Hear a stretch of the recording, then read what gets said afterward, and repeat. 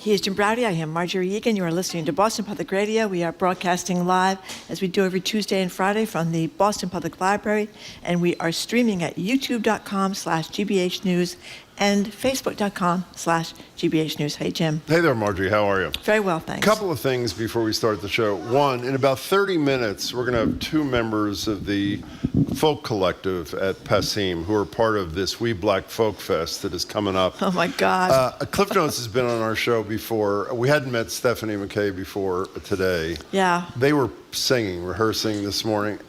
Could the music be any more beautiful? It's transporting. I mean, really it's just, it's like going to Never Never Land. So I would suggest you either watch us. What are we on today? YouTube? Oh, and Facebook. Both. Yeah, or come on down and join some friends at the library. They are spectacular. They're going to be performing a little bit after 11:30. And one other thing I just wanted to mention, a couple of weeks ago, we had Lee Pelton here and Peggy Fogel. And Peggy Fogelman's the director, obviously, of the Gardner Museum. Lee is both the head of the Boston Foundation, but also the co-curator of this exhibit of one photograph, a lynching tree, that is in this light box in a separated room that we went to see yesterday. And I have to say, one of the most powerful things, one of the most affecting experiences that one can possibly imagine. Yeah, it was very upsetting and very moving. It's only going to be there, though, I think, for another week or February 4th, I think. So you got to get tickets in advance. Really but it's always worth it going to the Gardner Museum. You can park right outside yesterday. You know what, Peggy also, I'm sorry, go ahead. And the lynching tree, I shouldn't say the lynching tree is not to be missed. You know, it was also one last thing that about Lee's involvement in this, how significant it is. Beyond just the exhibit itself. It's the first exhibit she's ever co-curated, she told us yesterday, with someone who was not from the arts world. Right. Meaning it was such a compelling case he had made after he saw it at Yale, a museum at Yale, that she bought in. Good for her, good for the museum, good for Lee Pelton, etc. Go see it. Don't miss the opportunity. In Florida yesterday, the state's GOP-led House of Representatives just greenlit a bill creating the strictest restrictions yet on social media use for kids under 16. If it were to become law, at least in theory, teenagers are barred from Instagram, Facebook, TikTok, etc., though they'd still be able to access websites primarily for emailing, texting, or video streaming, that kind of thing. The main issue lawmakers say they're trying to address is the addictive, toxic side of social media, and they're obviously right about that. Here's Florida State Representative Fiona McFarland on Wednesday. These dopamine hits are so addictive, it's like a digital fentanyl, and even the most plugged-in parent or a tuned teen has a hard time shutting the door. And by the way, if you, like me, have an inclination to disregard anything that anybody says who's part of the legislature in Florida, she's mimicking the words of Frances Haugen, that incredibly courageous whistleblower who testified in front of Congress a couple of years ago, who talked about how the algorithms are put together to make them addictive for kids. So we want to open the phone and text lines at 877-301-8970. As I said, we all know how addictive social media can be, particularly for young people.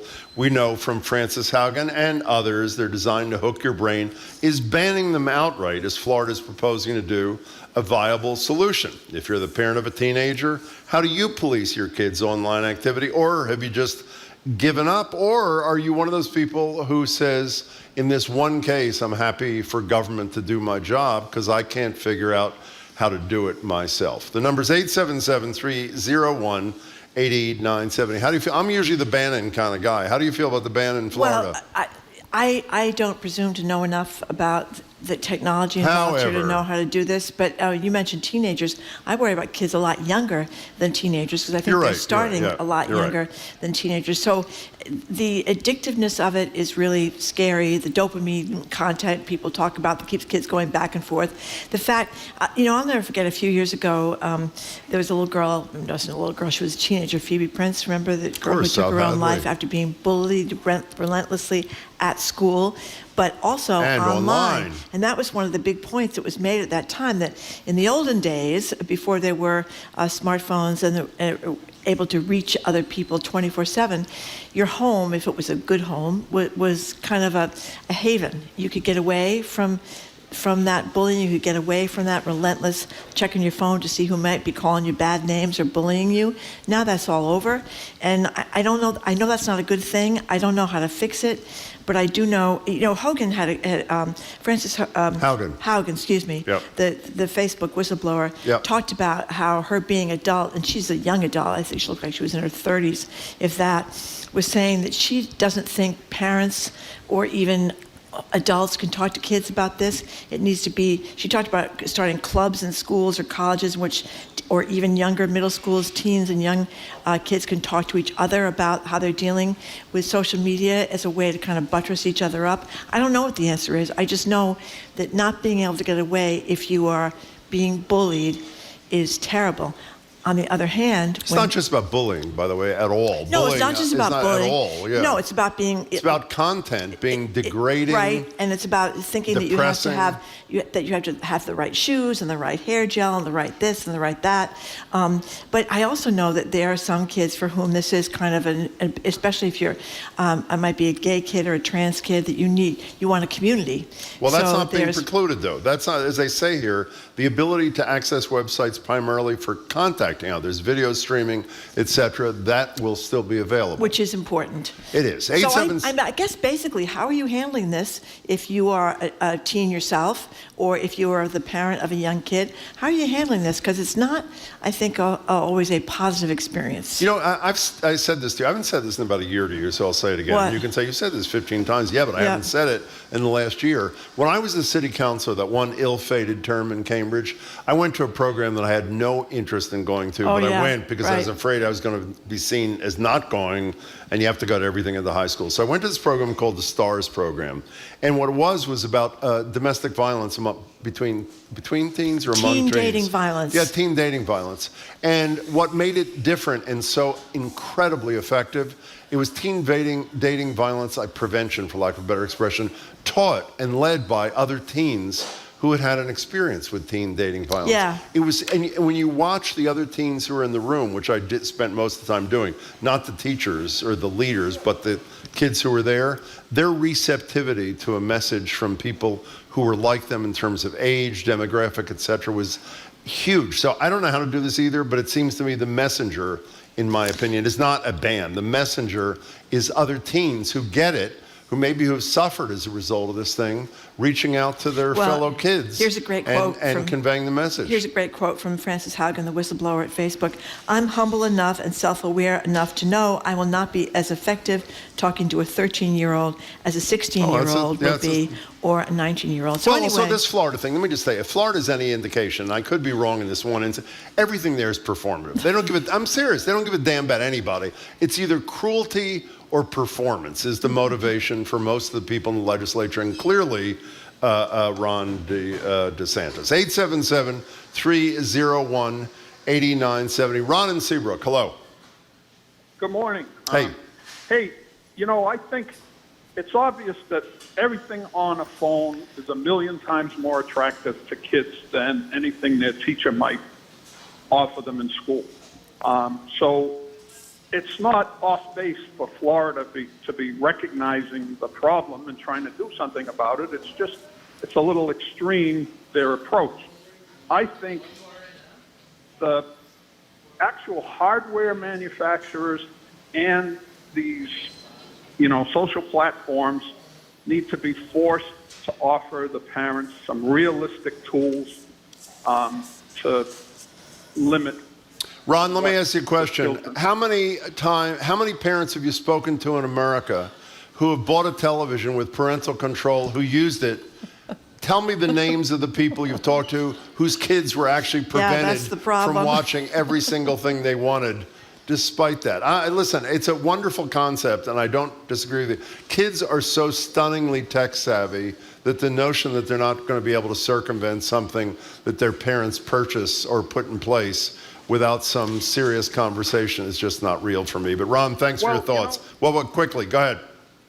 Well, there are phones that, seniors buy at the Walmart that do basically. I got news for you. Most seniors I know are not quite as tech savvy as most teenagers I know. But Ron, thank you. I'm not as tech savvy. Well, I had a feeling that was the case. Ron, thank you for the call. 877-301-8970. Well, that's what several texters are saying, that one of them says it's up to the parents to have police the kids and let parents decide what each kid's needs are, and to be allowed to see or not see what the parents don't think they should see. But that's the problem, is that I think children in general are much more adept at a very early age than their parents are. But you know what the other problem? The other problem is this is sort of analogous to the discussion you and I had a week or two ago, our latest discussion of many through the years, about helicopter parenting. The message in a ban, or the message in let's assume it's the hardware thing that Ron just talked about, where the parent has the ability to shut the kid off, even if there's not a ban, is I don't trust you.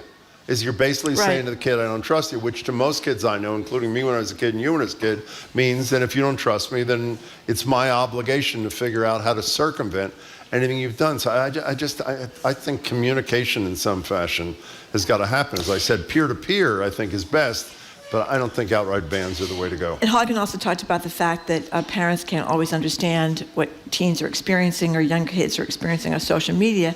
If you go to your parents and they've never experienced what it's like to be 15 and have a social media addiction, a lot of those kids are really suffering alone. Parents may mean well and say things like, well, if it's making you feel sad or depressed, why don't you just stop?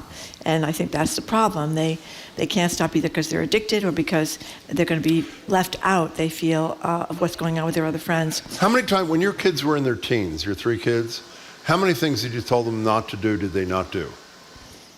Well, what I thought at the time that they were doing everything I told them, and then of course years later I found out everything that was going on. Yeah, but I had no idea. Well, you're not alone in that.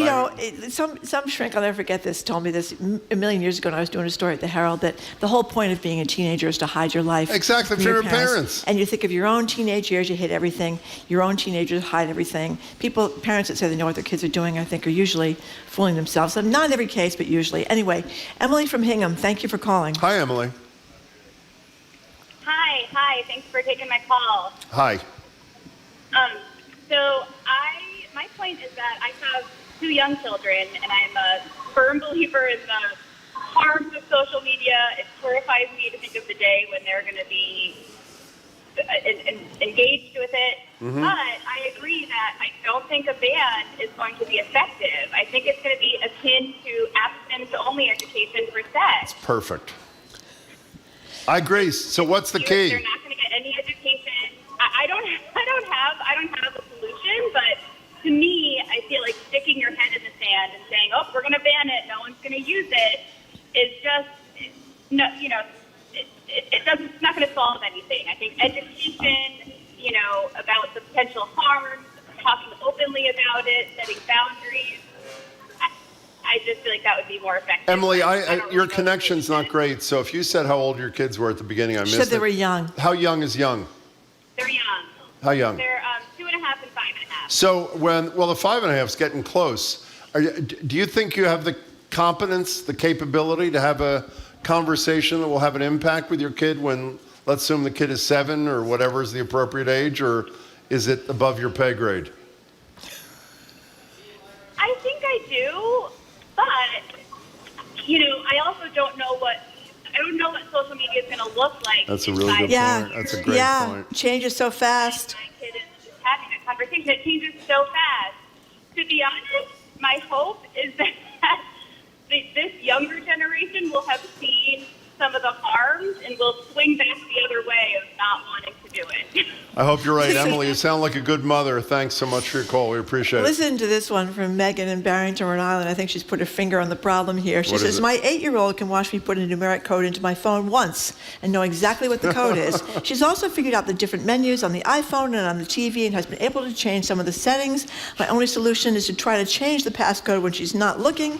Then I forget what I've changed it to. That's from great. Megan. That's However, pretty good. we have Tim in New York City who at least thinks he's got everything under control. He says he's got 3 kids, 13, 15. We set parental guidelines. They only get 1 hour of internet access per day, and we review their searches together with them once a month, like we review our finances. So Wow. maybe he's savvy enough to do it.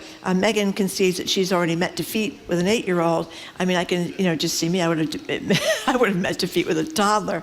But I think a lot of people are more people are in Megan's boat than in Tim from New York. I'm laughing only because I'm imagining my younger daughter when she was in her teens. If I said, honey, let's sit down and review your searches for the past week. Now, that would have gone well. That would have gone really That would have gone well. Yeah. And anybody Really that's around well. babies, I mean, once the kid is like a year old, the kid is seeing their parents with the phone, seeing other people with the phone. They're transfixed by the phone, and they know that the phone is some kind of magic device. So they're hooked on it, or they want to get hooked on it in toddlerhood. John in the car, thank you for calling. Hello, John. Hi, good morning. I'm calling. I don't believe a ban's gonna work. Yep. Just because when you ban anything, has that proven to be effective? I don't think so. I think regulating it is possible and it should be done. And also, it just people are gonna find a way to get around it no matter what. Yeah. So what do you do? It's just like. So what do you do? You try to regulate it, and as a parent and as an adult, you try to talk to them about it. You try to talk to them about the dangers and the benefits of it, because there are benefits and there are downsides to it, and you just try to do your best. And as an adult, I believe in continuing education, so you should always try your best to always try to stay on top of things. I think that is not as satisfying as people want it to be, but I think you're John has a spot on, point. John. You just got to keep telling your kids, don't put anything online. You hear these stories all the time. One of the saddest things is people putting, little teen relationships, and someone puts a picture online that their boyfriend tells them to put online, and before you know it, that picture's circulated around the whole school. Well, speaking of that, by the way, Don't put anything online you don't want your grandmother to read. Well, you don't even need to put it online. I don't want to get into this today because we started yesterday. Yesterday we were talking about the dangers of deep fakes, a la the fake robocall, not from Joe Biden. You saw the thing about Taylor Swift, right? Yeah. And so they're attaching her head to graphic sexual images, kind of thing. Of her and Travis. And the issue there is, so obviously she's high profile enough that when something like that happens, everybody will know that there's a denial. When it's somebody who's not high profile, like your kid or somebody else, who is the victim of an AI fraud that is incredibly dangerous and also scary as hell, what does one do about that? The problem also, what John said, even though he was wise, I thought, is we've said 1,000 times, elected officials, with very few exceptions. I was off the day that congressman from Virginia called in. Were you working that day, or was it Andrea and I think it was Andrea and Jared, the congressman from Virginia who went back to school to get a degree in either AI or tech or something, Good for him. so he'd understand how to deal with this kind of thing. The average legislator has no idea how to regulate anything. So, in the apps, what are you laughing about? The famous story from, I don't know, was it a decade ago, when Mark Zuckerberg is testifying before Congress? I think it was Orrin Hatch. Orrin Hatch from Utah. Who was in his 80s by that, said to Zuckerberg, so how do you make money on Facebook? And there's a long pause, and long pause, and Zuckerberg says, ads? Yeah. Ads, like, are you, really? Yeah.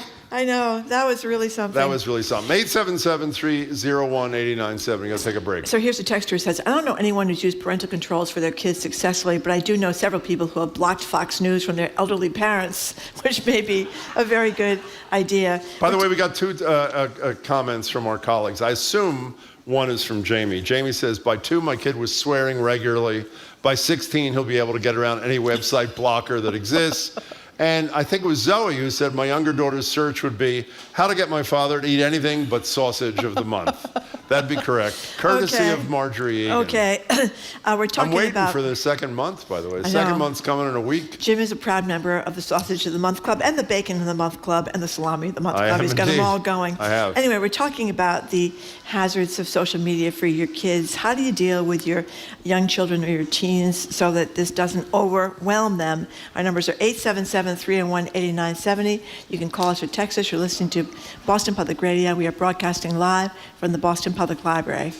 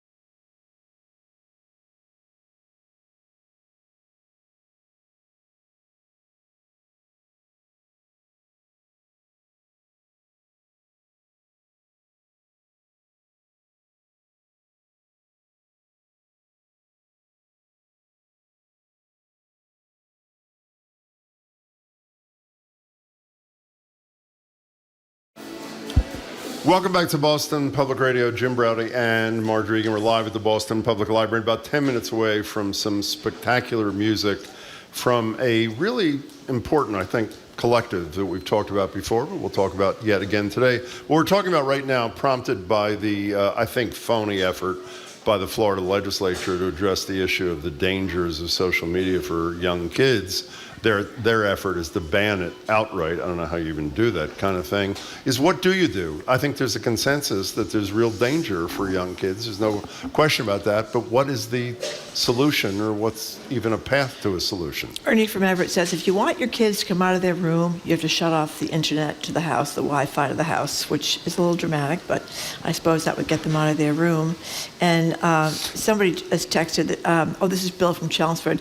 You can't depend on parents. They tell their kids not to drink and drive, then they go to the local pub, drink and drive. So we need to start with the companies who fill the internet with their money-making programs. I mean, it's very difficult to regulate. What are you laughing at? I'm laughing because we were on the radio before the iPhone became the huge thing it became. Do you remember that when we had the same conversation just about the internet, maybe 20 years ago on the radio, the solution that most people subscribed to was you put your one computer in the house on the dining room table, right. That's and right. all the kids Yeah. have to use the computer at the dining room table in front of mother and father and other guardian or whoever else there is. And you know, you there. think that was a long time ago, but it really wasn't that long ago. I mean, in terms of how technology has moved. I mean, that was the advice, 20 years ago? Yeah, and by the way, this also reminds me of one of my other favorite stories. Is our colleague Azita, with the knowledge of her son, had a tracker in her phone so she'd know where he was. And on his 16th birthday, when he was able to drive a car, he was driving around. He said he was going to drive around the school parking lot because he's so proud. And she went on the tracker to show us that he was at the school parking lot just driving around, when in fact he was at Capitol Grill in Burlington having lunch. So I guess you can also check out your kids that way. Kelsey and Roslindale, you're next on Boston Public Radio. Hey there. Hi, I'm actually from Rockland, but thanks for having me. We're wrong about where everybody is, so don't be offended. Hello there. Hi. So I have a 2.5-year-old. Our lives are, she doesn't use the iPad. We only use it to FaceTime our loved ones. But in terms of this ban that happened, I agreed with everyone that it's not going to do anything. What I think should happen is simple, similar to how you have to go to driving school. When kids go to school, there should be social media classes embedded in the classroom, how to use social media and the internet really for education purposes, for creativity purposes, how to express yourself in a safe way that's going to be safe for the kids so they're not addicted and so they're not depressed and they're not comparing themselves to others. But it needs to be educated, and I'm sure there's lots of people that are studying all the side effects of everything, and we just need to figure it out and educate the kids properly. You know, Kelsey, you're a genius. You know, we've talked on the show about some schools. I think Wellesley is one of the schools that's doing media training, not so much, social media training too, but a different kind of media training so the kids understand what's real and what's an illusion, and which is really important, obviously. Forget deep fakes, but just because of the fake news media, to paraphrase the former president of the United States. But that's a brilliant idea. That'd be a great forum for it. Also, create an opportunity for kids to talk to kids about it. I love that. Thanks for the suggestion. We appreciate it. In the early days of the pandemic, my grandson took control of his virtual kindergarten class and then instructed the teacher how to get the Zoom back operating. Is that what the person really I don't know. said? That's what the person says. And a lot of people are talking about you can't really expect kids not to be addicted because the parents are all addicted. And others think... No, that's a real serious problem. And other people think what we should do is reduce the comments and likes and the nastiness and the snarkiness. But I don't know how you do that. Well, I know how you do it.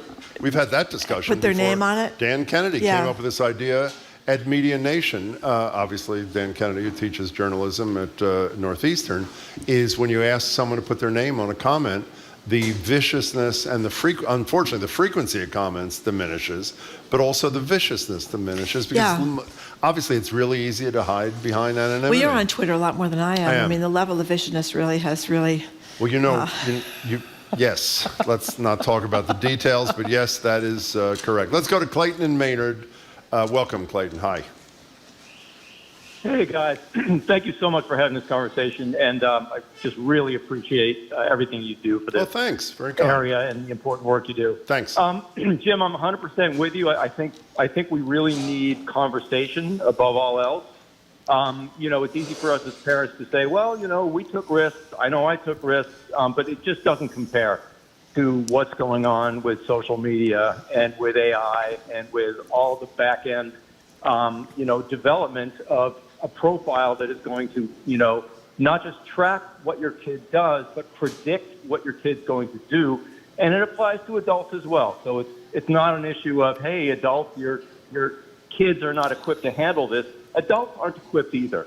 So I've got an 11-year-old, and he's got peers that have been given wide open, fully functional mobile phones. The parents have varying degrees of understanding how to maintain them and what to do with them. So it is true, eventually kids will get to what they want to get to, without question. But my kid is not going to get a phone until he's at least 14 or 15. He will howl to the moon every day about it. But he's, and he'll find ways to do things. But sit down with your kid, watch The Social Dilemma, understand what's happening on social media, and above all, parents should get the hell off of social media. No, that last piece. Nuke your social media accounts. I like it. Clayton, thank you very much for your perspective. We appreciate it. We have a lot of grandparents who are talking about their ineptitude with social media. One of them says his 11-year-old grandson took him to the Apple store and did all the talking as he picked out his new iPhone.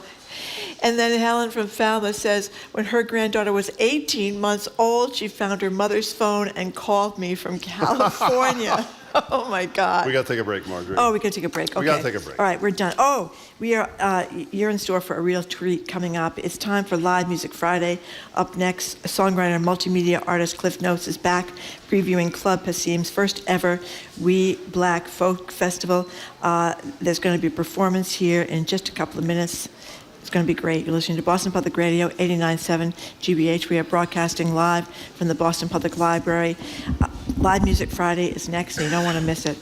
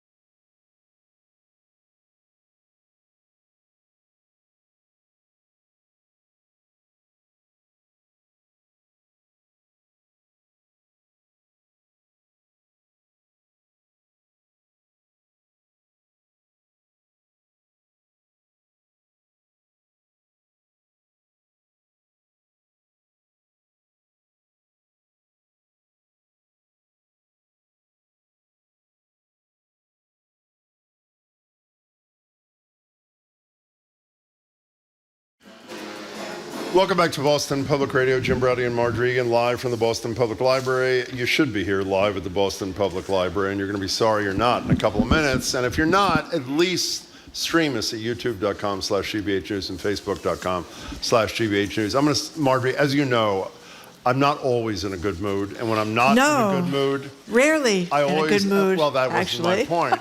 That Live Music Friday, if it gets it right, really fixes it. Yeah. And based upon the rehearsal this morning, this is going to be it. We have a familiar face with us here at the desk. Songwriter, entrepreneur, educator, Boston Magazine's 2020 Musician of the Year. Cliff Notes is back with us. Hey, Cliff. Great to see you. They're here to preview Club Passim's first ever We Black Folk Fest, February 4th and 11th at the storied Harvard Square Folk Club. It's passim.org for tickets. We'll tell you that a bunch of times. Also with us, a new face to us at least, that we're very excited to meet, singer-songwriter extraordinaire and artist educator Stephanie McKay, a member of Passim's Folk Collective. And as again, for more information on the two-day festival, tickets are on a pay-what-you-can basis.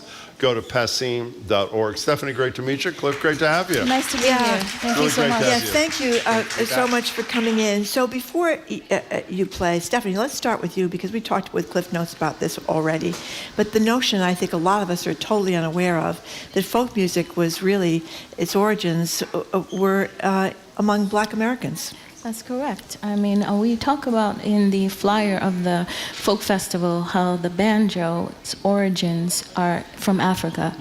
And slowly over time, the image of folk music has changed, and we want to try to open those doors back up and let you know that folk music is from the people and that it belongs to everyone. So that's the mission of the Folk Collective, to ask first we did, what is folk music and who is singing folk music? Well, speaking of who's singing folk music, I'll make my admission so we get all this out of the way. I never heard of Leslie Riddle till last night. So tell us who Leslie Riddle was. So there was this family back in the day called the Carter family. And they went on this mission all along the Appalachian Trail and throughout early United States and went on this song collecting mission. We had no reference of what music was coming from where. So the Carter family brought along this amazing artist by the name of Leslie Riddle, who was known as like the human tape recorder. I don't know why they called him. I don't know if tape recorders existed back then, but... But so Leslie would travel with the Carter family and help them transcribe these songs from all over the early United States. And with that, we had all the early versions of folk music and folk tales. Well, we have a little sound, which I hadn't even heard until this minute. Performing the song, this is Leslie Riddle, Red River Blues. Just a little taste. Here it is. Well, the Red River waters drank like cherry wine. You want to drink it all the time. So this whole thing, that's pretty incredible. This whole thing is growing out of the Folk Collective at Club Passim that was generated about a year ago, right?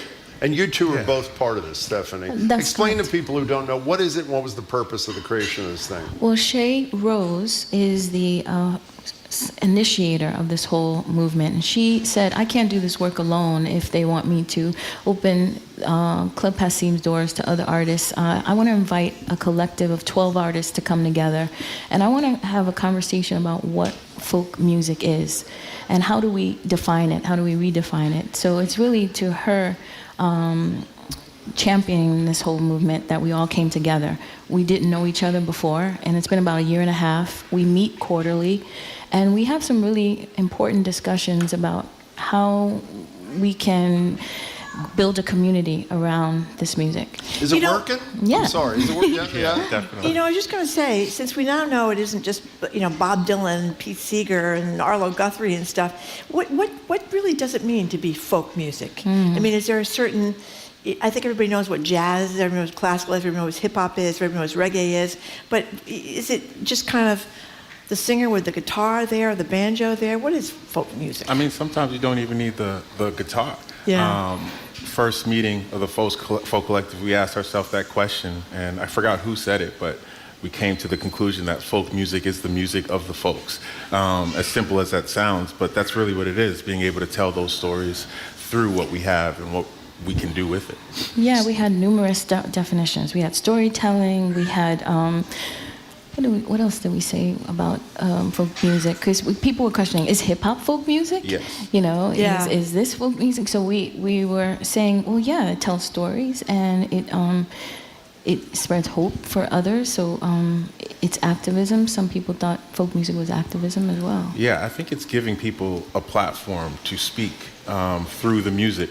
And when you look at that broad of a term, you can kind of apply that to most things. You know, when I asked you before, is it working?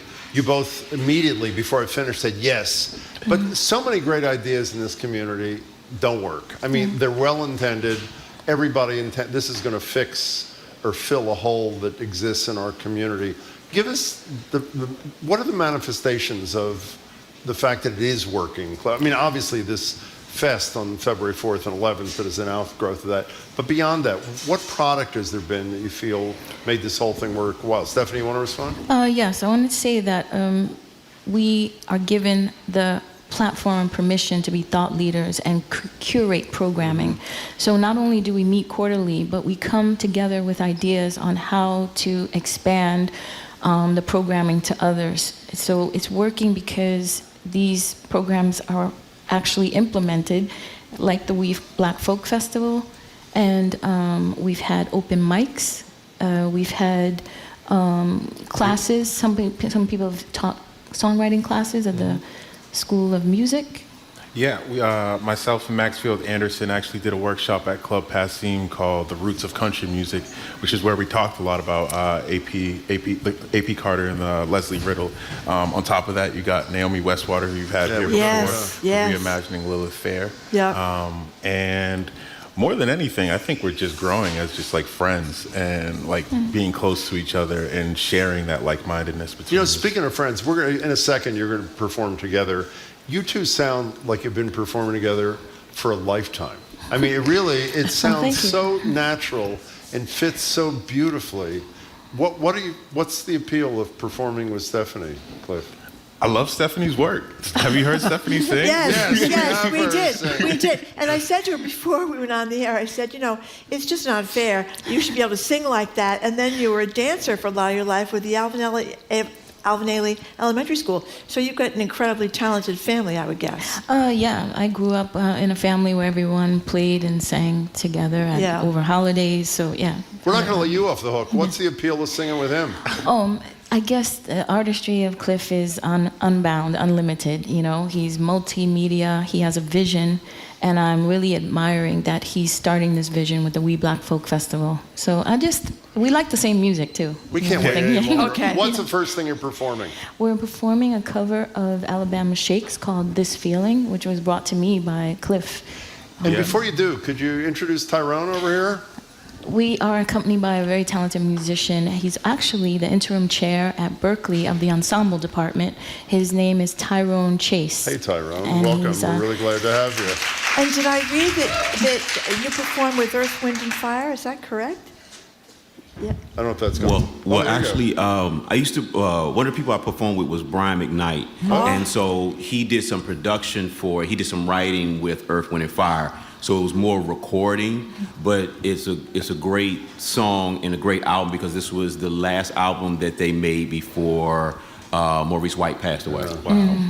Well, okay, go to it. You have to gently put your headsets down. You're going to rejoin us in a couple of seconds. Okay, thank you so much. And well, thank you so much. You are really this is amazing. We heard it this morning. Yeah. Again, go to passim.org. February 4th and February 11th are the two dates. And right now you're going to hear Cliff Notes, Stephanie McKay, and Tyrone Chase.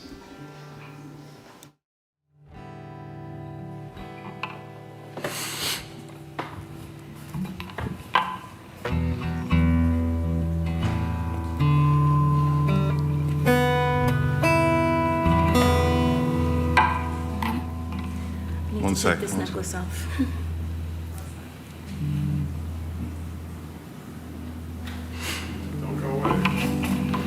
First of all, thank you to Brittany Howard for writing such a beautiful song that we could connect with so quickly. This is This Feeling by Alabama Shakes.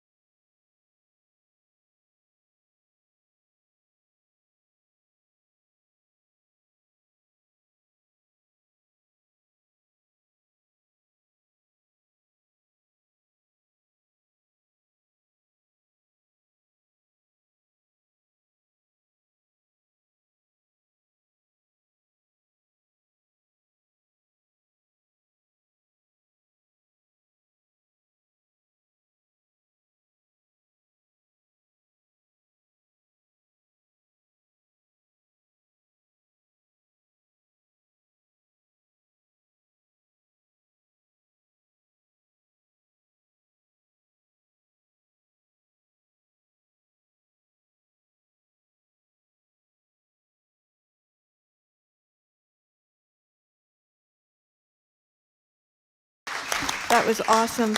That was Cliff Notes. That was Stephanie McKay, and that was Tyrone. Where is Tyrone? Chase. Tyrone Chase. Excuse me. That was down at the bottom of the page. Performing This Feeling by Alabama Shakes. A rendition of that Alabama Shakes song. That was incredible. They're going to come back here for a second and talk to us a little bit more before they play the next song. Stephanie's also, I understand, you're teaching too, right? Yes, I'm an arts educator. I work at several schools across the Boston public school system and also a private school in Winchester called the Sarah. I hope you're going to take this the right way. When I talk to Cliff Notes and then I hear him sing, I say, that's what I expect Cliff Notes to sound like. When I talk to you, and then all of a sudden you explode, it is really one hell of an experience, Stephanie McKay, let me tell you. Thank you. Wow. So really... So we should go say this a couple of times. You could go to pasim.org and you can get the whole program for what's going to happen on the 4th and the 11th. Yeah, That's right. tell us something about it. PASSIM.org. Oh, this has been fun to put together. Like, a majority of the people on this flyer are like my friends. So it was really fun to just hit them up and say, yo, I got this idea, let's run with it. And it's probably the easiest show that I've booked because everyone's like, hell yeah, I'm down for that. So like, and Jemilee's coming back for that, which I'm really excited for. Camp Harris, who's a local legend. Aisha Burns, who I have a great song with, as well as Hassan Barclay. Pink Navel, who comes from kind of the same cloth that I come from, multi-talented musician. It's going to be unbelievable. I'm really excited for it. And tell people who haven't been to Pasim, it's not that big, right? So it's going to be an intimate kind of thing. Yeah, so in other words, get your tickets now. Get your tickets now, exactly, for the 4th or the 11th. Yeah, it's a small little place. I feel like you might have a little bit more experience with Club Pasim than I do. The Folk Collective was my introduction to Club Pasim. Same here. Oh, Same really? here. I'd never played the club before So we're until both I newbies. became a part of Folk Collective. But it's got a huge history, obviously. Club 47, and I mean... Exactly. I mean, An way amazing back. history. Amazing Yeah, history. Tom Rush is often with us, who is a Harvard literary, an undergraduate at Harvard, a literary student who walks over and hears many of the greats. And many of the greats were not just, by the way, white folk singers, but Tracy blacks Chapman as well, was there. even at Club 47, not just... Richie Havens? Yeah. By the way, our staff, and they're a little bit younger than we are, when they type a memo to us today in anticipation of you, they say, there's this person, Leslie Riddle, who we told you I hadn't heard of, and somebody else you two have probably never heard of, Richie Havens. I saw Richie Havens We're not 5 that bad. times when I was in college, growing up in Philadelphia. Yeah. And I mean, for those who haven't seen Woodstock, obviously one of the greatest performances in the history of humankind. What did Richie Havens mean to you? Oh my gosh. Well, just seeing an image of African American on guitar playing with such spiritual depth. I feel like when I'm watching him as a performer, he is transformed to another place. And that really inspires me as a performer. You have a connection to something, beyond yourself. Freedom was what he played at Woodstock, That's right? right. Oh Yeah. my God. So Stephanie, you have to leave us because you're going to perform by yourself. Well, Tyrone, you're going to perform in a second. And we'll talk for another minute while you're setting up. I'm feeling pretty transported right here today, I'll tell you that. Absolutely. Neverland, like I said before. And when No, people, you're not done. saying? Yeah, don't. when people go to the list, it will say when you're playing, when Stephanie's playing. So if people want to be there when you're performing both days, right? Yeah, I'll be both days. Okay. Double duty. And Stephanie's going to be one day. We'll have to make sure we check on the list if you want to see Stephanie. Again, I think she's at the 4th. She the 4th? I believe so. Believe so. We believe You're not it's the part of 4th. this deal, this second song, are you? No, I have to bow out because this next song is unbelievable. And what is it? What's the name of the song again, Stephanie? Song My Heart. Okay, so first of all, it's similar, but the way that Stephanie approaches this song is unbelievable. So I feel like Alabama Shakes was a little bit limiting to Stephanie's range. So I really wanted to give you all to get a kind of a preview of the first night. And Stephanie will probably be performing this or many of the beautiful other songs that Stephanie has as well. Give us the name. Give us the name again. I just missed the name. Song of My Heart. There we Song go. of My Heart. Stephanie okay. McKay, Tyrone Chase, take it away.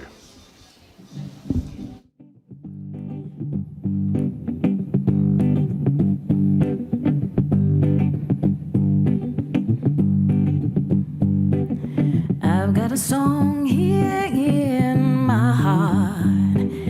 I've got a song here in my heart. I get so excited, feel so ignited with this song in my heart. I got a dream here in my hand. I got a dream here in my hand where I begin. All that I am is this dream in my hand. Yet I'm traveling down this road unknown. Gonna find a song to call my own.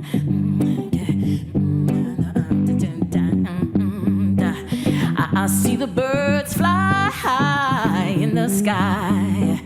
I see the birds fly high in the sky. When they fly higher, oh, I feel inspired when the birds fly high.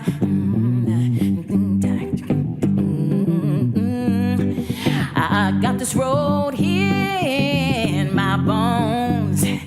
I got this road here in my bones. All that I've learned, everything I've earned is in this road in my bones. Yeah, yeah, I'm traveling down this road to fly. Yeah, I'm gonna make what I feel on the inside come alive. We're gonna take it up to the bridge and I feel the joy inside my heart. I feel the joy inside my heart. Feel so uplifted. I feel like shifting with this joy in my heart. Hey, come on, y'all. I got some hope here in my song. I'm hoping you will sing along. We'll keep on rising, start harmonizing to this hope in my song. Yeah. And I search so long for this blinding truth. Yeah, for a song inside of me that rings is true. And as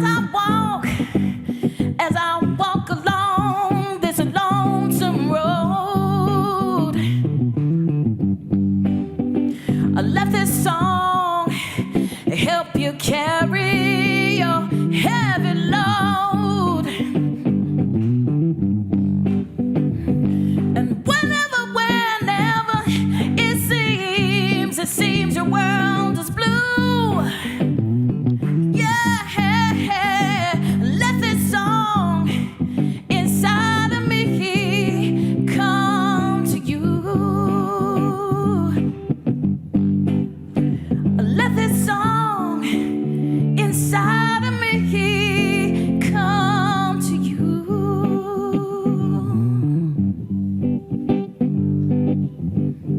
Ya da da, ya da da, ya da, ya da, ya da da, ya da da, ya da.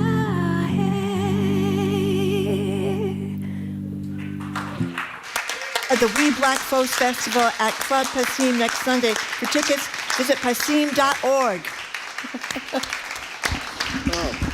Oh, wow.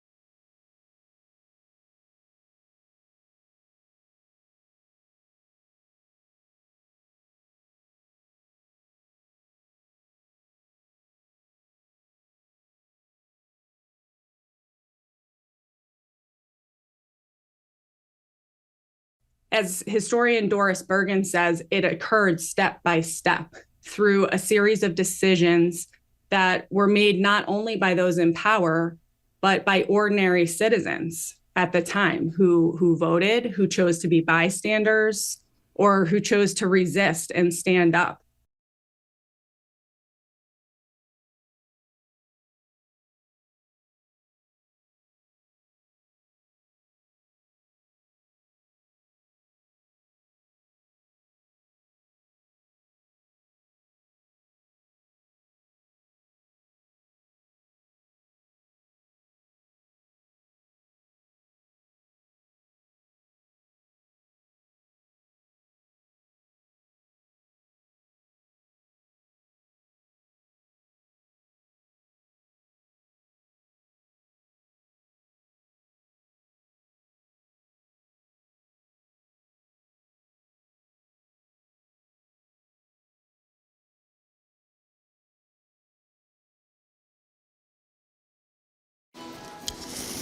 He's Jim Browdy. I am Marjorie Yeagan. Welcome to hour number 2 of Boston Public Radio, 89.7 GBH. We are broadcasting live from the Boston Public Library, as we do every Tuesday and Friday, and we are streaming at facebook.com/GBH News and youtube.com/GBH News. Hey, Jim. Hey, Marjorie. Joining us at the desk is GBH's Callie Crossley. Callie's the host of Under the Radar with Callie Crossley. You can catch that Sunday nights right here on 89.7 at 6. You can also hear Callie commentaries on Mondays for GBH's Morning Edition. He's also the co-host of The Culture Show, which airs daily at 2 o'clock right after us. Hello, Callie Crossley. Hello, Jim and Marjorie. Hello, Callie Crossley. Can I add something to our agenda that was not on Yes. it? I'm just watching CNN. The closing arguments are being given in the E. Jean Carroll case.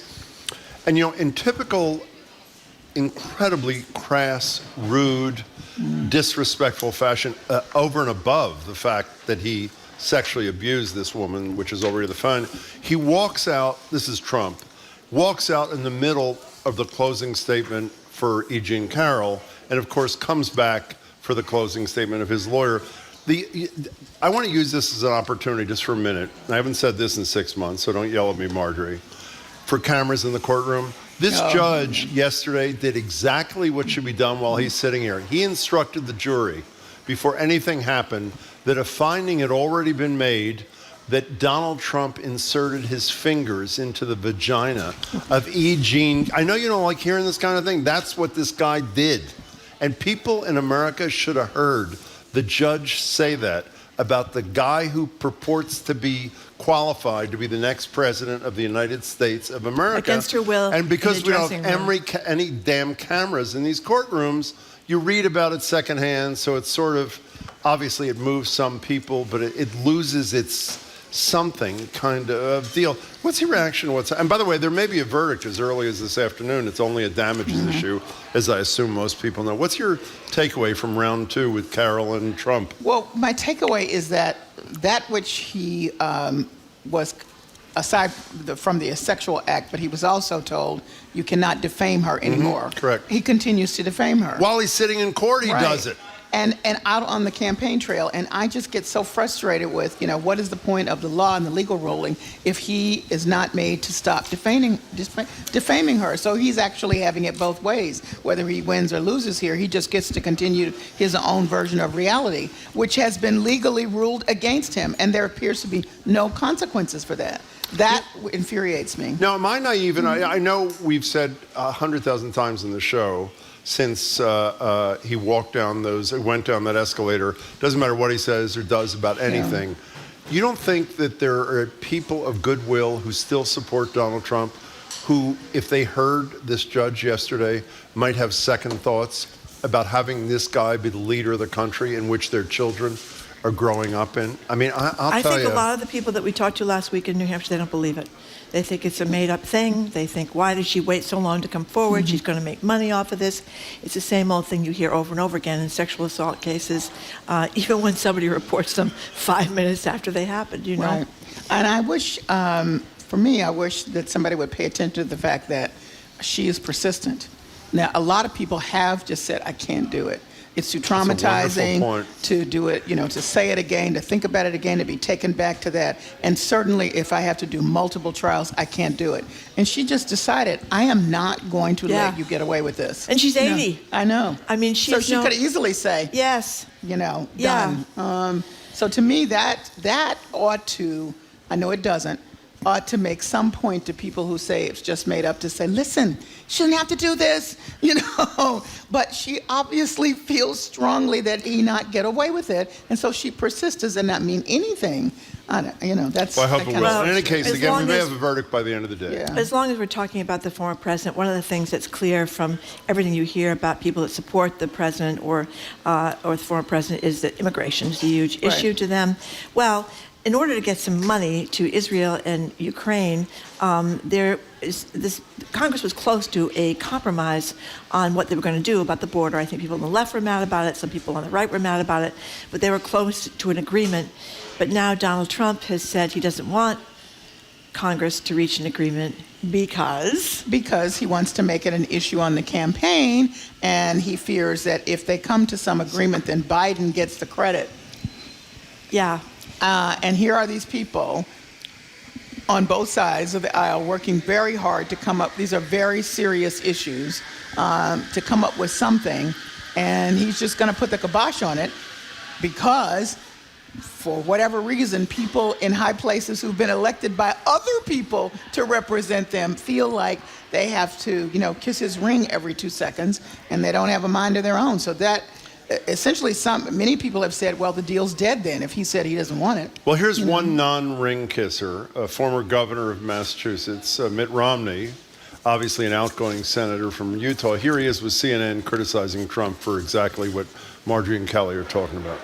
I think the border is a very important issue for Donald Trump, and the fact that he would communicate to Republican senators and congresspeople that he doesn't want us to solve the border problem because he wants to blame Biden for it is really appalling. We're going to need an EMT with us during these shows. I really don't know if I can take 10 months of this thing. So this guy is literally deep-sixing the deal. And as much as I love to blame Trump for incredible concern about self and zero concern about anybody and anything else, the fact that these grown men and women who have a constituency back home that sent them there to solve a damn problem, and they're this close for the first time in ages to finding that solution, are running away from it because they're scared of this sick individual, is just incredible. How do you live with yourself?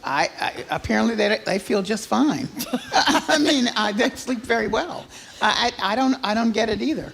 And also, I'm just blown away, because the whole point of running for office is to govern. If you didn't want to govern, don't get in it. Do something else. That's why I just don't understand what the whole point of it is. And here you have an opportunity to, nobody, to your point, Marjorie, earlier, nobody's thrilled with the package. That ought to say, that's probably about as good a compromise as you're going to get. Exactly. If nobody's thrilled. And that's the route to go at this moment. And they're running out of ammunition in Ukraine, and Israel's waiting for more help, and blah, blah, blah. I mean, it's just the whole thing. And let's move on to your favorite candidate for president, Jim. She's being facetious, just to be clear. RFK Jr. My favorite candidate is Michelle Obama. We're not going to get into that. RFK Jr., I really, I was half asleep last night when I heard this for the first time, so I assumed it was not right. As I think people know, what Abbott does, Governor Abbott does, is decide the best way to advance his political career is to cause incredible misery for people who are fleeing misery, maybe even kill them. Exactly. Misery. And he put up this razor wire, which is obviously deadly. And he goes to the Supreme Court, and to the credit of two conservatives, they joined the three liberals, and they said that the federal government was right to intervene in these razor wire circumstances, should they choose, by a 5-4 thing. And who chooses to announce that he is with the governor of Texas on the razor wire issue, but the son of Robert Kennedy, Robert F. Kennedy Jr. And we sat who were we with the other day on the radio in New Hampshire who told us that he's not really anti-vax. We had a caller. What? We had Was a it a caller? Yeah. He's not anti-vax. And you know what we're going to hear here? He's not really in support of the governor using razor wire to keep people out of the country who are fleeing persecution, if not death. But he is in favor of it. He went out of his way to endorse this thing. And it's just, again, cruelty is the thing. Yeah, it's definitely cruelty in that. Here's another guy. I guess he's sleeping well, too. I just don't get it. I really don't get it. Yeah, and because he didn't have to say a thing. Exactly right. He didn't have to say a thing. I mean, even if he, just to be even clearer, even if he wanted to support Abbott's position that Texas, which is wrong, Texas has the right to block federal, that's all wrong, which is kind of like an RFK because it's a federal issue. Right. That's one thing, but to say, let's keep the razor wire up, let's block them, what, are you kidding? I don't get it. Okay, and more depressing news from the from the GOP.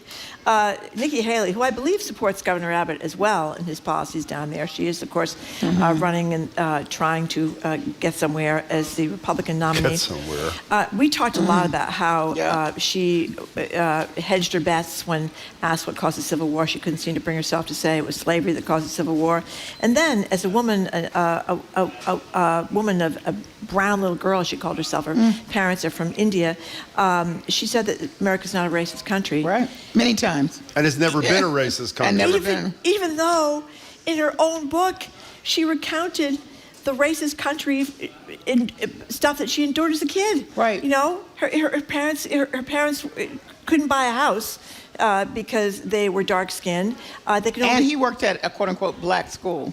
Yeah, he worked at a black school. They finally were able to buy a house, but there were rules and conditions. You can't have black people in your house as guests. You can't have alcohol in the house. I mean, and they sell it back to the man that they brought it from. Yeah. But you skipped a step. Why did they buy the house? Because they wouldn't rent to them. Because they couldn't rent the house. Yes. That's right. That's right. And her own father was stopped by the cops in his roadside fruit stand. Yeah. Because neighbors felt uncomfortable by his presence. So I would call that racism. Wouldn't you call it racism? I would call her having some kind of amnesia that she wrote about and then just chose to ignore, and figuring that nobody had read her book or went back to read her book, she was pretty safe in saying what she said. So we'll ask the question that you asked many times this week. So to whom is she pandering there? Because I would think... Okay, what's your analysis? All the people that believe strongly and are cheering loudly when Trump says all the stuff that he says. And they're looking for people who will back him up so that they can say, we're not racist. One of them he managed to have on stage with him, that would be Tim Scott, saying, I just love you. At least at some point when he was rational, he managed to say some weak-sounding thing that, I've experienced racism and it's not a good thing, and there are things happening and we need to address it, Republican Party. But now, I guess, he wants to make it clear to everybody out there so that he can be vice president, or he thinks he can be. Let me make clear that I just love you, and that goes along with everything that you say.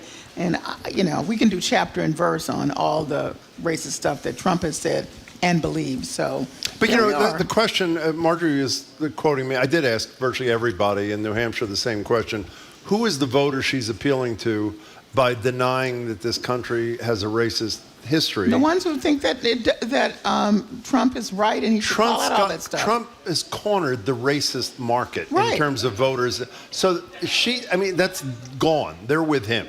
And so I just, particularly when it's so incredible, when she does, as you said a minute ago, she refers to herself as a little brown girl when she was a young kid. So it isn't like she's trying to, act as if she's a white adult. She acknowledges her heritage. She acknowledged what her family went through. She could bring some of those people over. I can out-conservative him in a different package. I can bring it in a different package and be fine. How do you think her parents feel about this?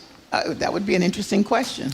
Whenever we talk about Trump and his women, E. Jean Carroll and the 24-plus women accused of sexual assault, I get comparisons to Bill Clinton. And I want to remind everybody that when we elected Bill Clinton, we knew about Jennifer Flowers. Right. That was it. We didn't know about these other women, whatever he may have done with Juanita Broderick. She says he raped her. I believe I think he it's did. credible. Yeah, I But do we too. didn't know that when we voted for him. So please get rid of the comparisons to Bill Clinton, all you texters, because we didn't know it then. We knew it afterwards. Yeah. Monica was second term. Yeah, but we know everything now. I mean, it's out there. And but, you know, a lot of people, I needn't talk about the evangelicals who are supposed to be answering to a higher power who have managed to erase all of this stuff and say it's fine. Somehow he's faith-based in some weird way that I don't understand, but... You know what just occurred to me? You know what we haven't promoted on the show, or maybe What? you did the day I was out sick this week, is when we were in New Hampshire, one of the people who joined us was Lexi Cohen, who's a colleague of she's ours great. in the newsroom. And I think it was after our show, and I don't know, the day we had Vermin Supreme on. Oh, yeah. He's the candidate who runs every term, who has a boot on his head, which why wouldn't he, I guess. And he ended his interview with us saying, Jim, you got to stop interrupting Marjorie, which made her incredibly hot. Apparently listens to the show. So what did he do afterwards? We see him wandering around the hall. It turns out, we didn't know this, but Lexi, and you go to her, if you go to her Twitter page, You can see Lexi Cohen, Yep. he is out confronting Eric Trump, one of the sons, about cocaine. He's chasing him through in the the halls. Trump family. Wow. And he Great. is not only chasing him through the halls, he is acting with his hands as if he's going to put a spell on Eric Trump. And it is a 1-minute video that is so spectacular he's and saying- dramatic. He's yelling at him, who's going to win the cocaine snorting match? And the Hunter family, right? Biden or your father? Yeah, it's pretty- it was really- Oh, it was great. It was my great. God. Eric Trump couldn't get out of there fast enough. We also saw Carrie Lake walking around in another one of those those like 4-inch heels. I don't know about Well, what's you, wrong with Callie. that? I mean, why, don't criticize him for that. I Well, mean, I just don't know. I mean, I couldn't wear those when I was 17. I don't know but how she these can. women do it. I think that's the wrong I think that tact. their toes are very sore. Wouldn't you say? Well, Jennifer Hudson once said that she wears some 4-toe shoes, and everybody's like, 4-toe shoes? She says, yes, when that little one has to force on top of the other one to get your foot in there. That's right. That's right. I think that some is- people can do it. I think so. I suspect it's toe torture. That's what I think it Well, is, Callie Crossley. Jennifer says it is, but she wears them. She says you got to hit that red carpet looking good. But in the meantime, getting back to the Aren't you Google glad I know Lexi this Cohen. trivia? I'm glad you do. Google Lexi Cohen to watch Vermin Supreme confronting Eric Trump in the hallways of the Doubletree Hotel. And she's got a lot of pictures It's a great one. of the scene at the people outside the Trump rally. She's got a Yeah. lot of great stuff Yeah, on she there. does indeed. Yes, she does. She's a very talented kid. Young woman, I should say. Came from the Boston Herald, of course. You got to stop with the kid thing, by the way. I know, I'm You sorry. really gotta stop She's with a the young woman. She's not a kid. Okay, Daryl George. Another depressing story. We had this here, and now Texas actually passed the Crown Act. But the Yeah. beauty of Texas is they don't care what the law is. That is correct. When it comes to discrimination. Who is Daryl George? Daryl George was a young man who was suspended from school. This is back in August because they said that his braids were out of order in terms of what the dress code was in his school. They are not. It's the length is what is supposed to be the issue. His are braided up. I'm just going to put the facts out here. We have a picture, by the way. We'll yeah. post it of Daryl George. So Go ahead. at no time were they ever out of order in terms of the length, which was supposed to be the issue, right?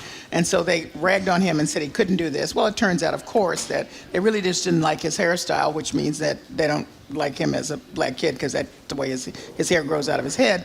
Anyway, so they pushed back against the ruling and took him to court because there is a law in Texas, the Crown Act, which says there's no hair discrimination against African Americans.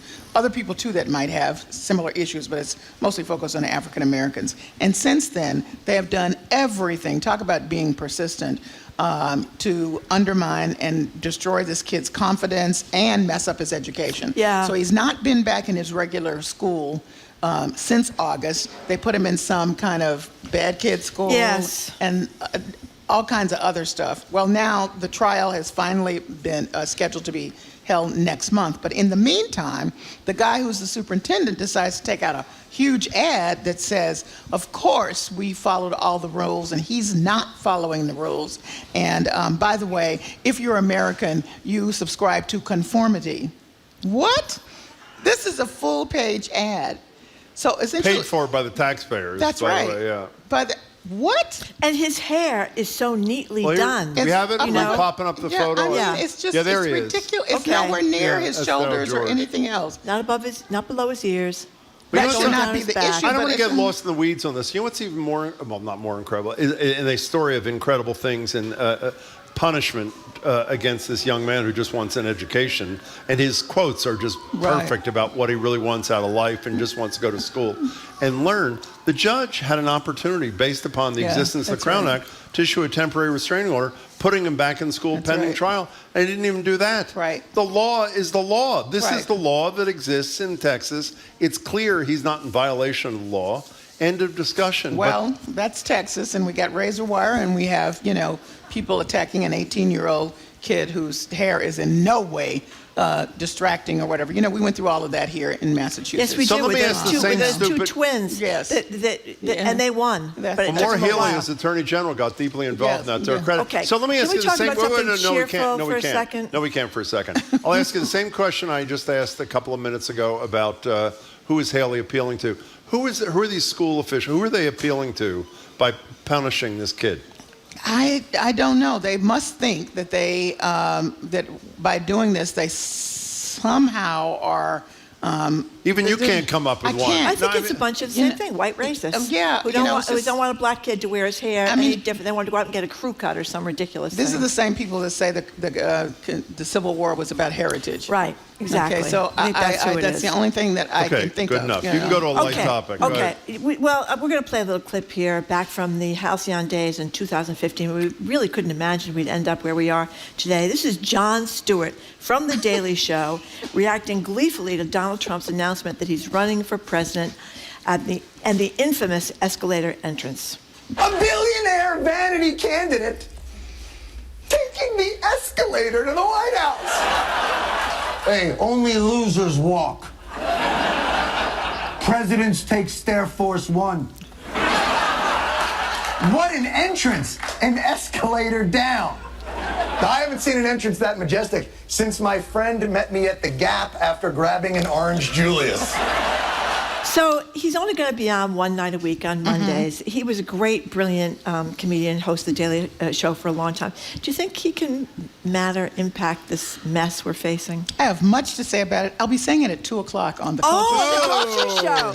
Well, give us a teeny tiny hint. Possibly. Okay, good enough. Oh, you're a sly So in addition one. to what you're You're doing, very sly. in addition to what you're doing on the Culture Show, what are you doing this weekend on Sunday night? We have our environmental roundtable. We're talking about, obviously, you should know this, those electric cars that don't heat up in the cold. We're looking at some disaster relief funding that's coming as a result of these climate change-linked disasters, both from the state and the federal government, which is really interesting. Talking about stumbling blocks for solar. It's kind of caught. Was on a roll here in Massachusetts. California has really lost a lot of jobs in that arena. What's going to happen there?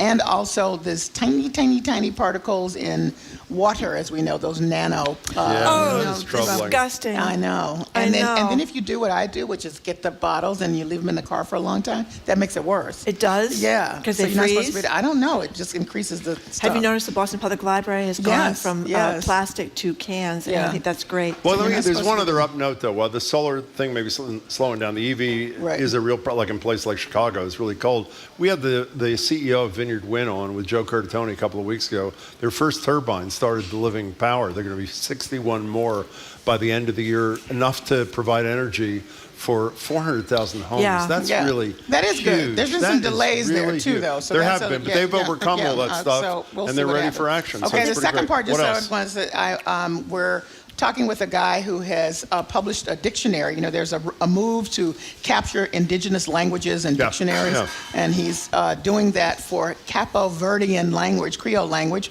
which is spoken still here in Boston, comes from the West African country, and it's very interesting about just how much support and interest in that tradition, both in Boston and coming from West Africa. We'll be listening. Thank you. We've been speaking with Close to the Vest, Callie Crossley, the host of Under the Radar with Callie Crossley. No, that's the ultimate tease. That's what you're supposed to do in radio. That's right. You want to know what she thinks about Jon Stewart? Tune into the Culture Show. Okay, very sly, very sly. Anyway, you can catch Callie's radio show Sunday nights here, 89.7 at 6 o'clock. Hear her Callie commentaries Mondays for GBH's Morning Edition. Callie, of course, is also the co-host of GBH's Culture Show, which airs daily at 2 o'clock at 89.7. If you want to hear about Jon Stewart, you're going to tune in there. Callie, thanks a lot. Thank you. Coming up next, another star from the Culture Show, GBH Executive Arts Editor Jared Bowen is here. He's going to talk about Andras Nelson's performance of a symphony that Russian dictator Joseph Stalin did not like. Apparently it ticked him off and it almost got the great composer Shostakovich arrested. That and more next. Boston Public Radio, 89.7 GBH.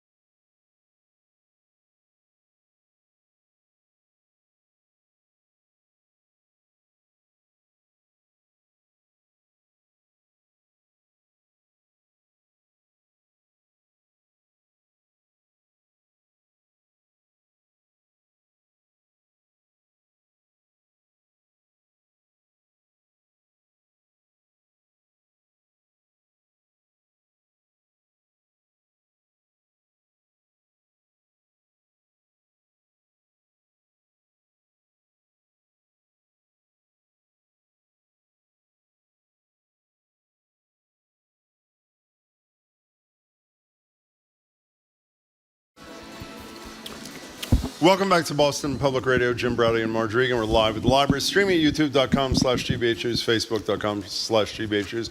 We're joined now by Jared Bowen, GBH News Executive Arts Editor, host of The Culture Show, which I assume means he won't tell us anything either.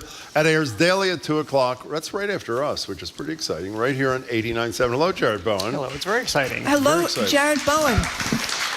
So you talked about the Oscars. Oh, before we do, we should just say, because we talked What? about last week, we went to see Lynching Tree yesterday. Oh, God. At Yeah. the Gardner, and it is, I don't even know it's one of the most moving experiences. You enter a small room. I had no idea. I knew it was exhibited alone, as was the demand of McQueen, Steve McQueen, the photographer.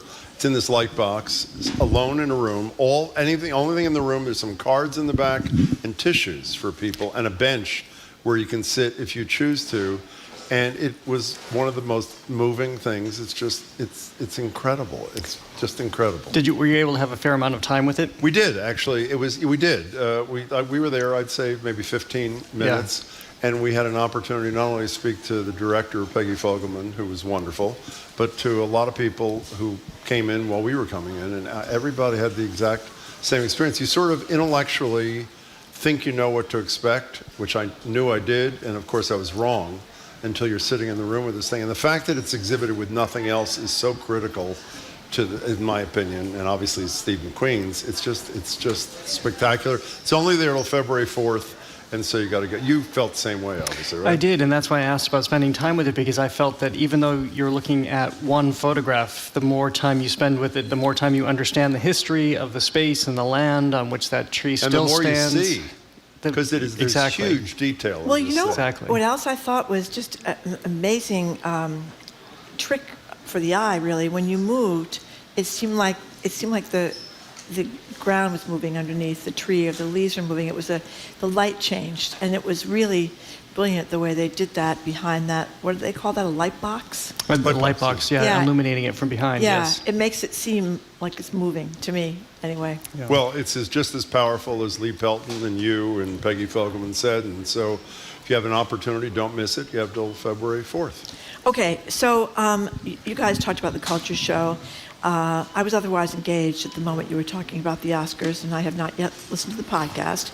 So since you've already done it, maybe you could tell me what the consensus was of the group about the Oscar nominations. We'll talk about it again today on the Culture Show, but I think first blush reaction when Joyce Kohaywick and I spoke about it on Monday, I love her. Is that there is a special moment happening for film right now, because I think that for a while I thought, and I think other people have thought, that with television being so successful and really appreciating this golden age of television with these great series like Succession, and I would argue there are so many. We know them all. The new iteration of Fargo. I was just about to say Fargo. Yeah, and now Jodie Foster and True Detective. They have to make it so gruesome.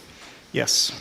Yeah. Okay, they do. All right, fine. Well, that's real life, Marjorie. Watch You Veep, know that. Marjorie. If you want to, just watch Veep or something like that. Okay. And don't worry about it. All Go right. ahead. But I had this sort of existential film question. Is film dead? Because people have also, especially after the pandemic, stopped going to theaters as much. It's for relatively inexpensively, you can outfit your own home with a great screen and good sound that suggests surround sound. But I think we've seen this roster of films, I've talked about a lot of them recently with you both on this show, that is going back to these smaller, tight stories with really, really good writing. And I think we've seen that manifested in this round of Oscar nominations right now. I'm excluding the whole controversy about Barbie, and we can talk about that a little bit too. But I think when you look at films like Killers of the Flower Moon, and just basically the whole roster of films that have been nominated, the performance nominated this year, like Poor Things, you just see a return to great filmmaking, and almost, I think at the same time that we see television almost waning a little bit, I think there's an oversaturation in the market, there's a great new experience to be had back in the theaters. Do you have a favorite of the movies nominated? It's tough. I will tell you, I had been warned by so many people how long Killers of the Flower Moon is at 3.5 hours. Have either of you seen it? No. So I thought I would watch it as a television series, basically. I would watch it in installments, but I sat down last Sunday night and I watched all 3.5 hours, and I thought it was a really, really stupendous film. And Lily Gladstone, who of course has been nominated for Best Actor, is incredible.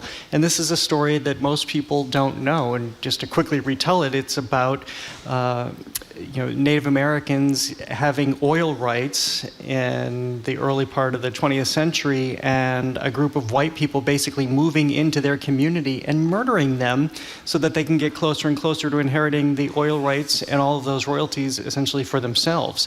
It's an extraordinary story. It's a heartbreaking story, and I thought that Martin Scorsese told it exceptionally well in this piece. I'm sorry. We've had this discussion a million times. I am a huge fan of Martin Scorsese, but in his old age, everything's 3.5 hours. And I'm serious. Did it need 3.5 hours to be told? I thought back about this, and I couldn't really think of many scenes that I thought should be trimmed. No. Did you see The Irishman? Was that the name of the last one? The Irishman was long. That was 3.5 hours too. That was the Jimmy Oppenheimer's Hoffa long thing. too, and that got the most nominations of anything. It wasn't 3.5 hours, but it was close. It was close to 3, I think.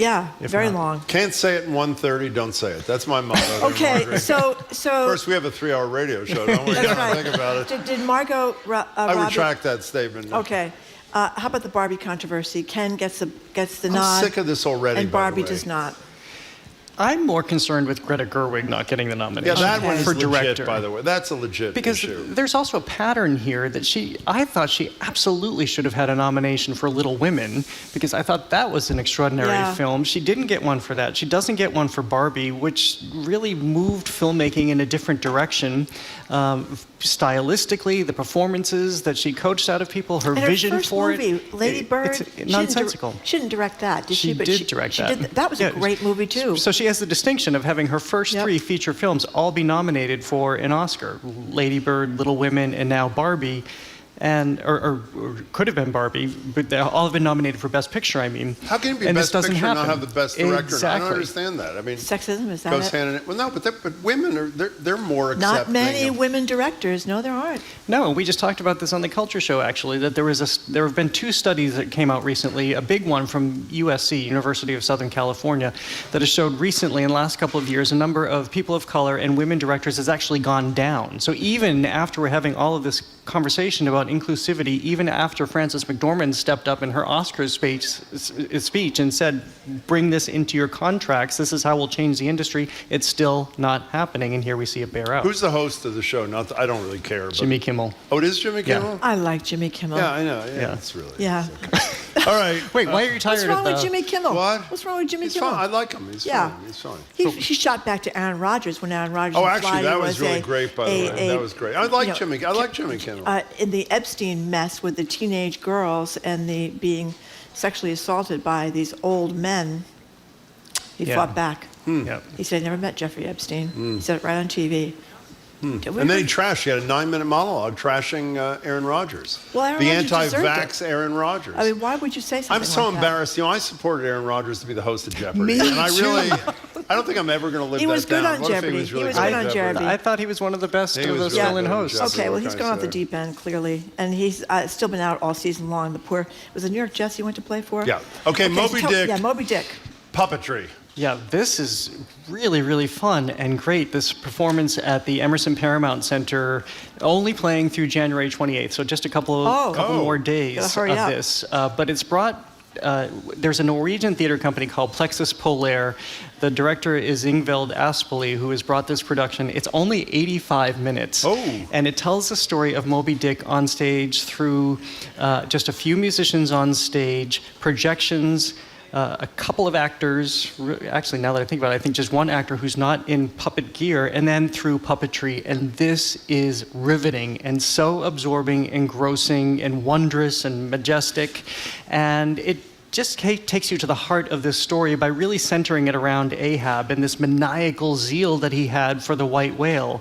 And it moves us from his captain's quarters up to the crow's nest into the sea. It's a very dark stage, so unlike Julie Taymor in doing The Lion King, where you... By the way, you never say Julie Taymor. You say Newton's Julie Taymor. Newton high school graduating class, same as my mom, Is Julie that true? Taymor. Yeah. Do they know each other? I know. I interviewed Julie Taymor years ago and made that connection, and then I went home, I think the first Thanksgiving, and pulled out my mother's yearbook, and there's little Julie Taymor. That's great. Julie Taymor as in Lion King, for the three people that don't know this. But go ahead. But she very intentionally put actors alongside the puppets, so you would eventually kind of lose your sense of the people being there and pay attention to the puppets. You don't have that sense here because it's a darker stage, and so you're really just drawn into these characters, the sailors, and then the whales that are depicted on stage. And they do include the scene that is just horrifying in the book, equally horrifying on stage, when there is a whale hunt and a whale chase. And your heart just practically stops. I feel like I stopped breathing at that moment. And then just little twists. They'll rotate the puppets, so suddenly instead of looking at them as you would on a horizon or something, you're suddenly above them looking down. It's just really, really genius theater here. I can't say enough about it. But if had you stopped breathing, that would have been a real problem. It That's would have why. been. We have a Now, little snippet. We have a little what is snippet. the point of the sound in a puppet show? Okay, so here's because the music is so great and it is? evocative. Well, it's very short. Go ahead, Marjorie. Play. Okay, this is a snippet from the theater company Arts Emerson and Plexus Polaire's production of Moby Dick. I am immortal then, on land and sea. Immortal on land and sea. Okay, I was wrong. That was pretty good. That was And those voices, those echoing voices, come from the musicians on stage. It's not a sound recording or anything. That's pretty good. That's Okay, so tell us about Andres Nelson's production of, or performance, I guess you'd call it, the BSO, of the Shostakovich symphony, or I don't even know if you call it a symphony. That almost It's an got, opera. Okay, it's an opera that almost got Shostakovich jailed because apparently it ticked off Joseph Stalin. It did, yeah. This is a huge endeavor by the Boston Symphony Orchestra. There's only one more chance to see it. They opened it last night, or actually two more chances if you leave Massachusetts. Last night, tomorrow night, and then it goes to Carnegie Hall in about a week or so. But this is Lady Macbeth of Mtsensk, sorry. And people may be aware that the symphony and Andres Nelson's have been doing this recording cycle of all of the Shostakovich symphonies. He wins a Grammy every time he does it. Yeah, exactly. Highly honored. This is a huge endeavor. And so they've ended this with the opera, which is actually something that Shostakovich created very early in his career. He was only 24 years old. And so the opera tells the story of Katerina, who is essentially murderous through trying to rise above her circumstances, but also to stay in love. She kind of murders the people who are getting in the way of her love, whether it's a father-in-law, husband. And, you have to do it. Yeah, when you have a suitor and then he likes somebody else, she takes that person out too.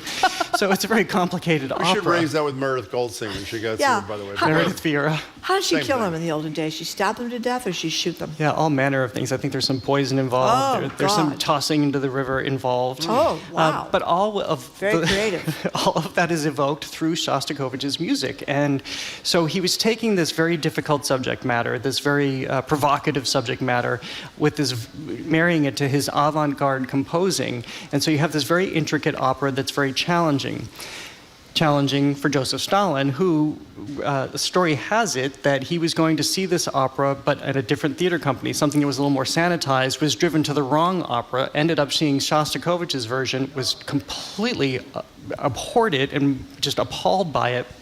And a couple of days later, a review comes out in Pravda and just completely maligns Shostakovich, turns the tide against him. So he's suddenly a cultural outcast, if not more. It gave him this existential crisis about creating. He didn't really go on to do more opera after this. He would later go back and revisit this piece and actually tone it down. So you can see how this sat with him.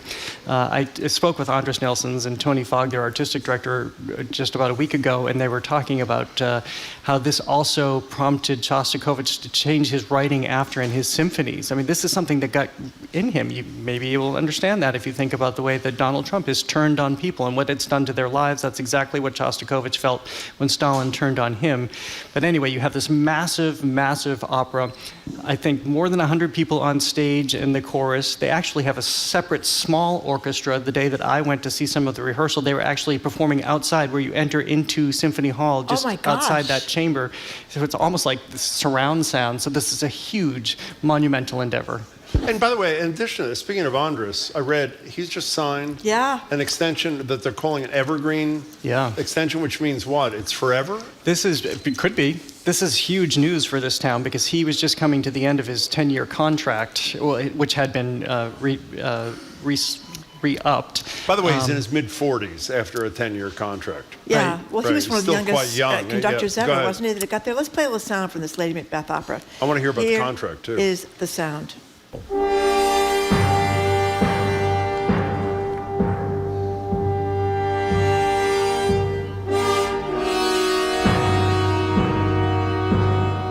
Let me tell you, if I was Stalin, I would have been pissed off, too. Yeah, sounds like that right before That they was really threw somebody in the river, or Yeah. poisoned them, or stabbed them to death, or shot them. Yeah. That was leading up to the murder. Okay, let's get back to the contract. Is this like in his hands if he can stay there forever? Is that what it means? It sounds like this is what they've done. As long as he wants to stay here, he can. And so I think this is just a great moment for Boston because Andres so Nelsons, who is so talented. acclaimed, he's a genius, of course. He is. You guys have both spent a And lot of time with fabulous him. human being. And he has decided to make Boston one of his artistic homes. He certainly travels around the world, but this allows him to have a greater handle on Tanglewood and conducting there and education programs there. This allows him to stay here and further explore the roots of music that he wants to create at the Boston Symphony Orchestra. This is also, I think, the doing of Chad Smith, who is the new CEO at the BSO. He comes from the LA Philharmonic because something else he's done here is bring in Carlos Simon as the inaugural composer chair. This is a person who will come in, be embedded with the organization, both at Tanglewood, the BSO, and the Pops, and really start to explore music and what it means. And I think this is going to mean maybe music in different spaces, maybe different kinds of music, different kinds of artists. I think we're seeing the evolution of a new BSO here. I didn't hear the interview. I'm sure you asked the most important question. Did you ask him why he stopped returning my calls? Oh, Did you? Jim. What's the matter? I'm sorry. Well, it's a little sad. You know, I did actually. What He did told he me it was say? an epic misunderstanding. He thought you weren't returning his calls. Exactly. There you go. So I can be a convener. Convener? Convener. Oh, convener. Speaking of Tanglewood, I saw Maestro. Some people liked it, some people didn't like it. I liked it a lot, about the life of I Leonard did too. Bernstein.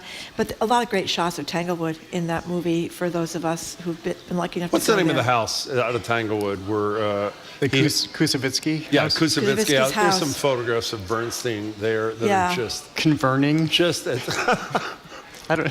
I'm They've got tired. a bust. They've got a bust of him too, Yeah. in one of the outside one of the dining rooms up there. If you haven't been in Tanglewood, I'm embarrassed. It took me so long to get there, but it's just. Is that a nominated wondrous for place. Best Movie too, by the way, Maestro? Yep. It is? Okay. Yep. All right. All right, where are we going flip now? the script. This $2.5 million. I don't understand what the grant's for, except from what I read a little bit. It sounds like it's for a very good thing about. Well, you explain what it's for. this is right in line with what I keep talking about, free this or that, leveling the field in terms of admission. And Company One Theater, a long-time small theater company in this region, which does really, really good work, has received 2 grants from the City of Boston and the Andrew Mellon Foundation so that they can now present an entire season of Pay What You Can. So if you feel like you don't have enough to pay anything, you can walk in, sit down, and experience theater for free. If you have means and you want to contribute, certainly pay what you might pay at another area theater. This is even better than I thought. I misunderstood. This is great. It's fabulous. And so this is going to happen for a 3-year cycle. They'll be performing right here at the Boston Public Library, downstairs at the theater there, and also take up residence at the Strand Theater in Dorchester. Great. We just had Boston Mayor Michelle Wu on the Culture Show yesterday, talking about her pilot program for free admission to museums. When I asked her, she said, we absolutely want to push this forward. This is only the beginning. We want to do more. We can do more. This should be the same as free libraries in our region. Museums should be free to the extent we can make theater free. So entities are now coming together to make this happen. You know, by the way, if anybody, and I hope they're not, are people who question the value of these free admission things, listen to Michelle Wu either in her State of the City or on our show, and I assume she did with you, describing her childhood in Chicago when her mother took her to the museum because of a similar program. It breaks your heart in the most wonderful kind of way, mother and daughter. It's just a beautiful, and she said to us when she was rehearsing her speech, the State of the City, remember she said she cried every time she rehearsed it, and the only time she actually got through it was when she had, without breaking down, was when she had to do her the actual speech. So as long as we're talking about... By the way, how do people find out about that? Through the individual theaters, I assume, right? Yeah, just go to Company One Theater's website, and you'll be able to figure this out. That's great. So the governor, another female politician, estrogen surge around here in Massachusetts with the politicians, all these women. The governor, Maura Healey, has put 2 paintings that I'd never seen before until I looked them up this morning outside her office. Or in her office, I guess, and they're both incredible. Tell us about Black Tie and At the Tremont Street Car Barns. You know, we actually discussed Black Tie with him last week. We did? We did. Well, I don't remember discussing it. We didn't? We discussed it with somebody. We did. I was saying how I actually had seen it and loved it. We weren't talking to you about it? Wasn't me, Jim. It wasn't you, and it wasn't you? I don't think so. Because I looked it up, and it's people at a black tie dinner. It's like people at the Oscars or some fancy restaurant. It's not just people at a black tie dinner. It's black people. Black people obviously. At black tie dinner. Black tie, black people. And in tuxedos, and a woman in this incredibly gorgeous gown at some elegant soiree. Yeah, and there's a great story behind this. So first, quickly, the backstory. Governor Maura Healey, I had her on Open Studio at one point, and she said she very much wants to integrate arts literally into state government, hanging it in buildings, maybe murals on bridges. So she's carrying through with this. So she's placed these 2 paintings within her office. Both are on loan from the Museum of Fine Arts in Boston. One is by Alan Rowan-Kreit, a longtime Boston artist. Before dying in 2007, he lived from 1910 to 2007, depicted black life here. It's called At the Tremont Street Car Barns, and then Black Tie by Robert Freeman. We did discuss it with you because Freeman was on your show. We did discuss this? And by the way, Freeman was fabulous on your show. No, you know what I was? It was a little chat at the end of the show, and I was saying he was going to be on. Oh, was that what it was? So we didn't go He was fabulous on your show, but go ahead, continue. So Black Tie is a piece that he did a number of years ago after he and his wife went to a dinner in New York. And they were outsiders in this social club because they'd been invited by it was either his parents or his wife's parents. And when they walked into this room, it was one of those moments with the record needle. It stopped, everybody turned around, and everybody looked at them. Because they were black. No, this is a black club, but even being a black person having this happen, it made him think about belonging, especially living in Boston. And he painted this, I think it was toward the end of the 70s. It was a long time ago, so it was a very different Boston. So he thought about the notion of belonging for a long time. So if you look at this piece, you see everybody as if the needle has just been scratched, as if things have stopped, and people very formally dressed, but all gazing outside of the canvas, out beyond the frame, right at you. So you're having this conversation, you're having this almost complicated, difficult interaction with them. It's a giant painting. He tried to shop it to Newbury Street Galleries back when he was a rising artist. Nobody wanted to have it. until Christine Timmons, the then Boston Globe arts critic, put it on the front page of the art section as she was writing about it, and then suddenly everybody wanted it. So it's one of those complicated stories as well. A couple ultimately bought it, then donated it to the MFA, and now you can see it at the State House. It's fabulous. By the way, I don't want to scare anybody. I think we're about to be attacked by seagulls. There are Really? a very large, inappropriately large number of seagulls flying very close to The our birds, library Jim. studio. The birds. I noticed that the other day. I sort of feel like Remember Tippi that movie? Hedren. Okay, Okay, so what are you what's on doing on the culture show? And don't tell us, you Kelly can't tell Crossy us would because tell you us have to nothing. listen. I won't tell you What that. is it? We're looking at a few serious issues. We'll talk about Jon Stewart returning to the airways, but we're also looking at this story about an exhibition at the Museum of Modern Art a number of years ago in which you had two nude performance artists. One of them is now suing for sexual assault, saying the museum didn't do enough to protect them in those galleries. We're looking at the James Beard nominees and the local restaurateurs who are nominated. And Do we have some? Yes. We do Oh, have good. some.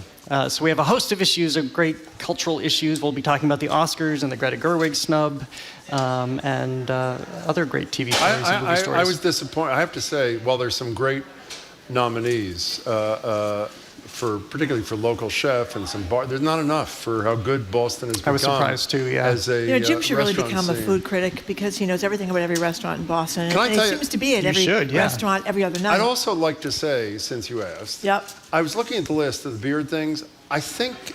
I know this is seen as the Oscars of food, so I probably have no idea what I'm talking about. There are a lot of nominees in each of these categories, and I mean, does that make money for the? I know the Beard Foundation does good things, so I guess that's fine. Just seem to be a lot of nominees in each category. You know, it's sort of like all of you fly to Chicago, come to the dinner, and only one of I you. see You what know you're what I mean? saying, That kind of yeah. thing. Okay, fine. Yeah, well, Okay. I think they've added non-food people, I think, to their jury. So maybe you could be on the James Is that really Ford true? Beard Yeah. Award How do you know Committee. that? Because I've been doing my research. You have. Yeah. Can you be a convener of that for me, or be a can you not? convener. Whatever it's it a is. conundrum, Jared. Jim's always telling me he's on a diet, but he's out at restaurants 4 nights a week. By the so way, I you know. don't have to eat like a pig at a restaurant. Oh, okay. Well, you I'm not know. at the Cheesecake Factory every night. Okay. Or the Olive Garden. Or the Olive Thank Or the you very Olive much. Garden. Let me We tell you, those discussed that the sticks. other What are day. those sticks? What are those Breadsticks. Yeah, breadsticks. Doesn't Jared get much loves the better Olive than Garden. that. You You do not. He does. We talked about Imagine it the other that. day. I know, I wasn't here. He wasn't there. That's Why right. do you like? Don't go yet. Why do you love the Olive Garden? Great salad, great. It's reliable food done well. You ever eaten at Applebee's? Probably like when I that was a too? college student. As I said to Marjorie, who doesn't love a wad of cheese and a mozzarella stick? You need that every once in a while. Okay. I think that answers my They're question. very large wads as well, Thank you. from my experience. Anyway, Jared Bowen, Odd thank you way very to put much. it. Jared is Thank GBH's you. news executive, arts editor, and host of the Culture You Show, have to really go fast, which don't you, when airs you- daily when at you're 2 doing o'clock it. right here on 89.7. Get out of here. Thank you very Okay, much, bye. Jared. Okay. Jared Bowen, you're supposed to applaud. He has a wonderful show. Yes, he does. We're very happy he does. Okay, coming up, we're going to How talk. bad is it when you got to beg people to applaud for your No, work? it's Isn't terrible. it pathetic? But We they have to- like we you have anyway. to do it I every think, you Tuesday know and what I mean? Friday, Jim. I We're getting know. very good at it, begging for Thank applause. you, we are. Anyway, up next, a new art enrichment program in Barnstable jails aims to improve the outcomes for female inmates after they are released from prison or jail. We're going to speak with the sheriff down there, Donna Buckley, and the executive director of the Cape Cod Cultural Center. That would be Molly DeMoulinar. They're next on Boston Public Radio, 89.7 GBH.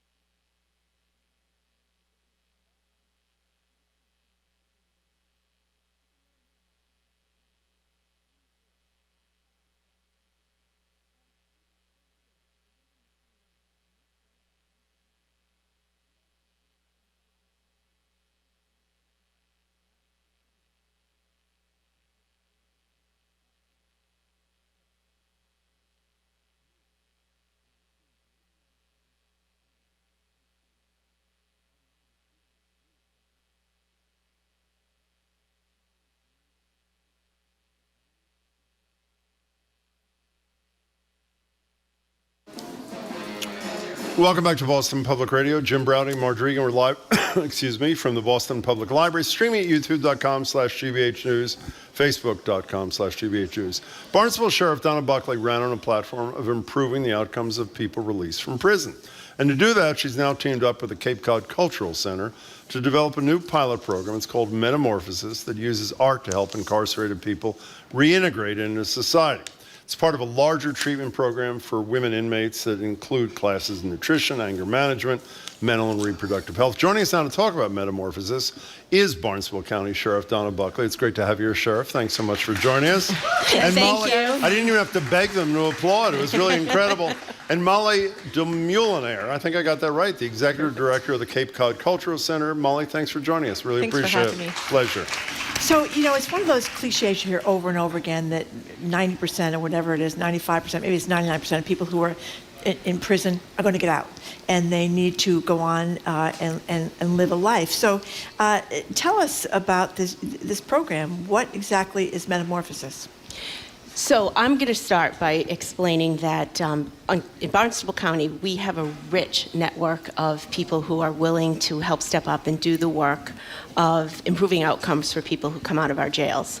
And I went to the Cultural Center's ribbon cutting to talk to them about an artist in residence program and left with Metamorphosis. And I'm gonna let Molly sort of explain the program that she put together as a result of a conversation that we had about especially addressing women who are incarcerated, and how do we incorporate art, trauma-informed treatment, including art, to help improve outcomes. And she came up with this program.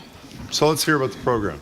Absolutely. So the important part of it is working with women over a period of time, right? So multiple touch points, working with a team of women made up of artists and also social workers, right? And so they're going to be taking a group of women. It'll be a voluntary process of the women who participate, and they're going to be working with them as they're incarcerated.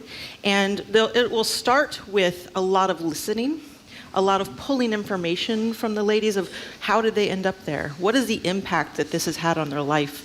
What are they looking forward to upon release? Information about their kids, right? There are kids and families that are impacted by this as well.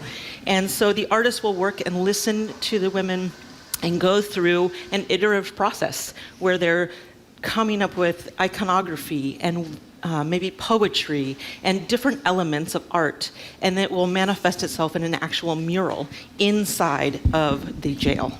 And why does that help the women when they do get out? A big part of changing your life is acknowledging the challenges. And art really can do that. It can pull information out of people. It can pull feelings out of people that if you just had a conversation with them, they maybe not feel comfortable with. But when you put it in the hands of artists and you make them feel like there's a safe space, then they can start to see light at the end of the tunnel. They can start to see other options other than, okay, I'm here and this is my life. Is this what you believe will happen, or is this what you know has happened? I mean, is this started, this program, or has it not? This is a pilot program, so we have not started yet. So why do you know that those are the likely outcomes? Because we know that art is a powerful tool for change, and it's proven all over the United States, whether it be incarcerated individuals, homeless individuals, if it's at-risk youth. I did a lot of work in Tampa, Florida, which is where I lived before I came here, at the Museum of Science and Industry, and we worked with at-risk youth, where we were dealing with generational poverty, families of 4 making $6,000 a year, right? And so those kids are being asked to go support the family, and they're making bad choices. Instead of having productive jobs, they're selling drugs, and they're in the community doing things that are not productive for themselves. So when we look at those success points and the change that we made in those children's lives, where we're giving them paid jobs, they're learning how to be docents in museums, we've seen that change, absolutely. Sheriff, you emphasized the word woman when you were introducing your colleague here, and that's because obviously the implications of a woman being incarcerated more often than not are very different than that of a man. Explain what you meant by that. So incarcerating a woman, when we understand, and we all know this, that women are the primary caregivers. In our jail, if we have 16 women, there are 24 children who are impacted by that incarceration.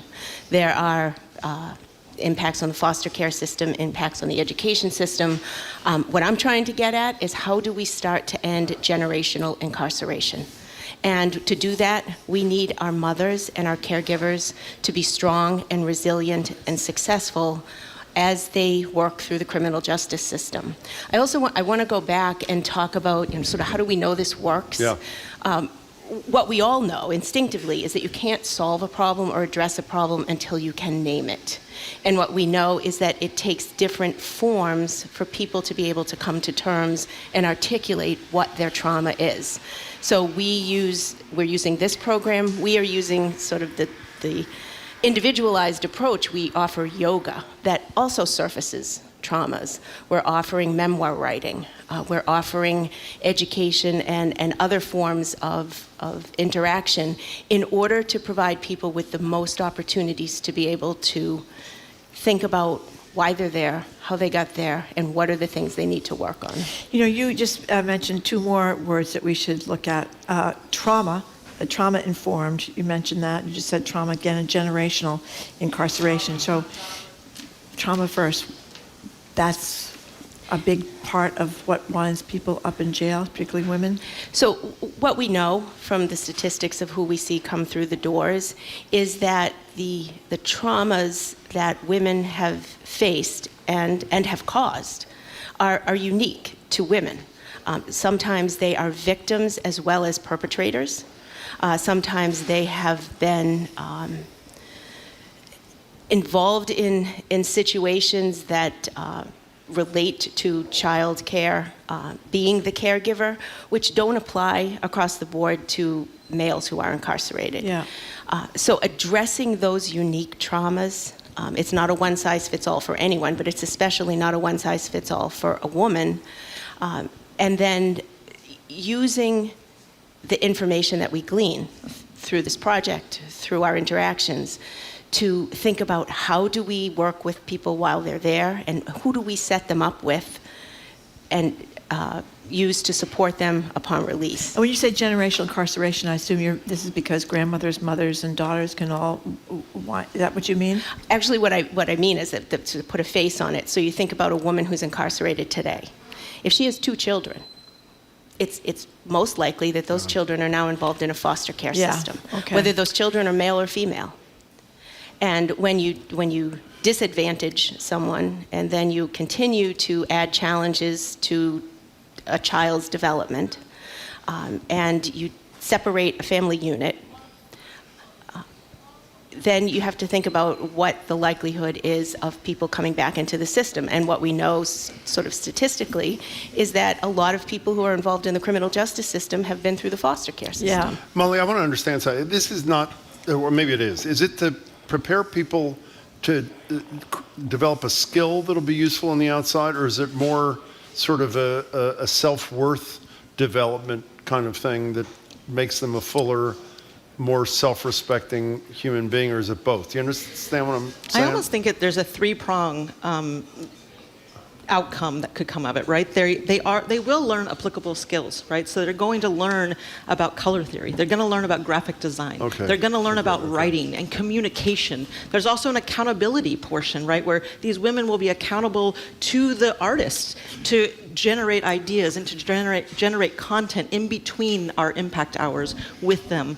But there's the therapeutic impact when they're in the jail, right? Then there's the applicable skills. But then there's the opportunity when, as they're released, as the cultural center would then become a partner in their success, right? It's a place that they already know the people. They already have a safe space where they're like, okay, it resonates with them. And so maybe they become employed at the cultural center, right? Maybe they become part of the solution for the next generation. Yeah, I don't know why I didn't think of this before. When I asked you before if you know that it works, Marjorie knows this. When I was a kid lawyer, I worked at Bedford Hills, which is a women's prison in upstate New York. I was a young lawyer. And a woman who was doing something very similar to you are, she was teaching writing to the people incarcerated was the woman who killed the diet doc. Oh, What was yeah. her name? Jean Tarnower. Tarnower. Right. That's right. She Jean killed Tarnower. this famous Yeah. diet Yes. doctor. Yes. She went to prison, and she became essentially you and your colleagues and told all these women to write. Martha Stewart taught everybody how to make all these doilies. And by the way, the stuff reason like I bring that up is they actually did a survey after one generation of women had been taught by her about what their numbers were, and everything was better. Fuller life, lower recidivism. And that's why I want to ask you, our position generally is the public doesn't give a damn about people who are in prison. All they want to make sure is they're not living in their neighborhood when they get out. I mean, it is true. And the legislature, for the most part, I know you can't agree to this, doesn't give a damn about people in prison either. They did do the phone call thing finally. So when you pitch I assume this is state funded? Is that right, Sheriff? Yes, the sheriff's Okay, office. Yeah. so if it's state funded, is it the reduction of recidivism that appeals to state legislators? Or is it hopefully also you create a fuller person who's going to have a better life when she gets out? Do they care about the latter? I believe I know you that the do. state, Do they? I believe that they do. Oh, good. I Okay. believe that actually this current administration does, and I am a living proof of the fact that people do care about the people who are incarcerated. Why do you think that? Especially in our jails, because they are our mothers, our fathers, our brothers, our sisters, our children. When the people in our jail primarily are suffering from addiction and mental health issues, I'm sure every person out here in this audience either knows someone personally or knows someone who is walking that walk. And they end up in the criminal justice system as a result of lack of services to prevent them from spiraling in and lack of support when they get out. Yeah. So I know that this administration is interested in working on that. I am proof. I wasn't talking about the Healy administration. I was talking about the legislature. No, but- and I campaigned on this. I mean, there was a I know clear you did. choice in Barnstable about, do we punish and isolate and contain, or do we treat and improve outcomes and humanize the people that are in our jails? And I was elected. And the wealth of people like Molly, the people that are coming forward to help do this work, is a testament to the fact that we all know we are safer if we help people modify their behavior and make better choices when they come back into our communities. So this is just part of a package of things, though. What are Yes. the other things you do to create the best chance for success when that woman gets out? Either are you doing things beyond the mural project that you're talking about, Molly, or is it all the rest of it done through the sheriff's office? So we're starting with the muraling project. Okay. We're looking at this as a sort of lifelong connection Sure. because, as Molly alluded to, a big piece of the work we have to do in the justice system is not just while people are incarcerated, but support them upon Sure. release. So to connect them with community partners is huge. We are working, especially in the female space, we temporarily named it a Women's Therapeutic Treatment Program, which is 24/7 experience that's different than the current conditions of confinement. It's a curriculum that's designed to address everything. It's an opportunity to address both pretrial and sentenced. Hopefully for pretrial women who have to stay, that it can improve the outcome of their criminal case if they can show that they successfully completed something. And for sentenced women, it's an opportunity to have the time to learn, to reach deep, to think about the choices they've made and the options that they have. What'd you do before you're sheriff? Just before I was sheriff, I was the general counsel for the sheriff's office, and before that, I'm a lawyer. I've been a lawyer since 1985. I spent a long time working at the Mass Teachers Association. Jim won the President's Award, for the Mass Teachers Association. Did he? Yeah, he's a big deal over She there. can't stand the Mass Teachers Association, just in the spirit of full disclosure. I love them. So there's a little bit of a disagreement. Yeah, What'd you do with the we don't need to MTA? get into that now. So I actually did, I worked as an organizer. Oh, I like you more and more all the time. You know what? It was my path to getting elected as sheriff. Molly, is this replicated? I mean, we read a program about a dancing program inside for men. I think it was in California. Dancing is not, as they say in the piece in the New York Times, I think, you don't expect dancing to be a hot thing. Go ahead, you've They got it. talked about, these men that were in prison talked about, and they were long-term guys too, liberation agency in a place that's all about systems of control and containment. I thought that was a great contrast. But my question is, this whole concept of art as a vehicle for, again, better lives and reduced recidivism and all the other things you want out of this, is this a growing feeling in the system, or are you outliers? I don't think we're outliers. I think it is a growing approach to people, right? And I think that it's replicable, it's scalable, and it can be shared with other communities all over the country. Speaking of replicable, your fellow sheriffs interested in this? Are they calling you on the phone? You know what the beauty of the sheriff's office is? There are 13 of us who have jails, and we are interested in the same outcomes, and we are looking at options. So we all have the opportunity to sort of work with the richness that we have in Barnstable County, and Middlesex is working with its partners. So we're doing similar things. The very important piece of this is that it can't be scripted. Just like education can't be scripted, every child doesn't learn at the same pace, same rate. The people who are in our jails need to be addressed for the unique challenges that they have. Well, we'll have to check back in with you in a little while down the road to see how this is doing. We would love to. But thank you very much for coming in today. Congratulations on this. It's great. Thank you. We've been speaking with the Executive Director of the Cape Cod Cultural Center, Molly Demoulinar, okay, and Barnstable County Sheriff Donna Buckley. She's being nice to us. Thank you very much for coming in. Great to see you both. Coming up after a short break, we're going to talk with Meredith Goldstein. She is, of course, behind the Boston Globe's Love Letters relationship column and the great podcast. You're listening to Boston Public Radio, 89.7 GBH. We are broadcasting live from the Boston Public Library, and we are streaming at youtube.com/GBH News and facebook.com/GBH News.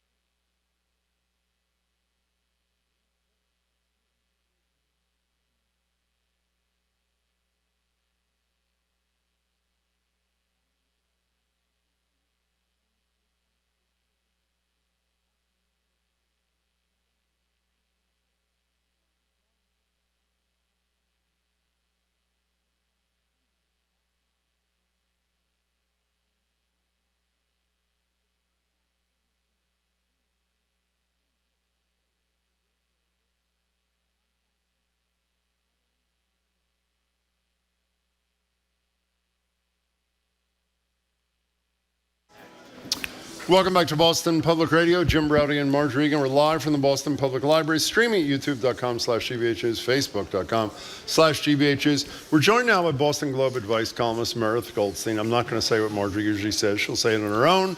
Meredith also hosts the Love Letters podcast, which Marjorie listens to about a nanosecond after it drops, That's right. I should say.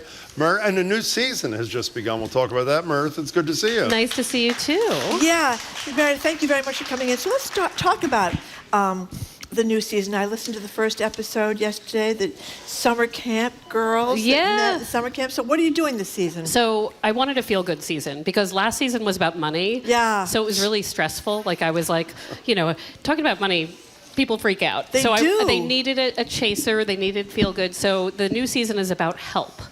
And I wanted to figure out all the ways we get help in our relationships. Like sometimes it's not your therapist, sometimes it's not your close confidant friend, sometimes it's like some random coworker who says something that changes your life. So that happened to you. Well, it did happen to me, right? I was trying to figure out, well, what is it like to not be single, and how do longtime single people adjust to being in a relationship? And I asked a friend from work who I thought was like a cool single guy, but he was suddenly very coupled, and I was like, how are you doing this? How are you pulling off being somebody's partner? And he was like, let me tell you, it's like not that hard. And I was like, oh, okay, if he can do it, maybe I could do it, right? Wait a second, who was it? Should I? Of course. His name is Brendan. He is a Brendan. Globe editor. I can say it, right? Sure, we just did say it's it. Brendan McCarthy. He's a I great. just met him on the phone a couple of he's months ago. an incredible. So, I'm not saying Brendan isn't a sensitive and empathetic person. However, he's not the person I thought would give me the most important advice I'd had in a long time, right? So when I did a call out to listeners and readers, I was like, who helped you? It could be expected, it could be unexpected, and Brendan is very proud of himself right now, and he's patting himself on the back, because I mentioned him in the That's podcast. pretty good. A lot of ego there. So yes, he's a great one investigative day reporter, and he could be an advice columnist now all of a sudden. It was a right? one day at a time sort of thing, I thought was what you said in the he was podcast. like, I kind of wake up and if I still like this wonderful and love this wonderful person I'm with, like, why wouldn't I just keep going? And maybe it doesn't. I was like, but what about the meaning of our single identities? And what about, what if I change my mind? And he was like, can you just stop?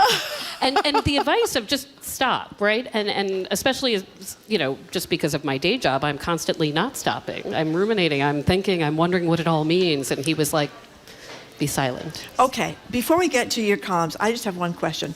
Because I remember reading a book years ago talking about why people get divorced. And sometimes it's like alcohol or affairs or drug, serious things like that. Or a lot of people knew they were making a mistake as they went down the aisle. And a lot of the people who knew they were making a mistake as they went down the aisle had been living together. And even though things weren't great, they everybody's on their back. When are you going to get married? When are you going to get married? And they kind of walked down the aisle backwards because it was sort of the path of least resistance. So what about that advice? I mean, do you have to know this is serious before you move in? Because then you got to move all your stuff out. I think moving out is not as hard as we make it seem. Okay. And I think people get married for different reasons, and for some people, they need to know that commitment has been made before they move in.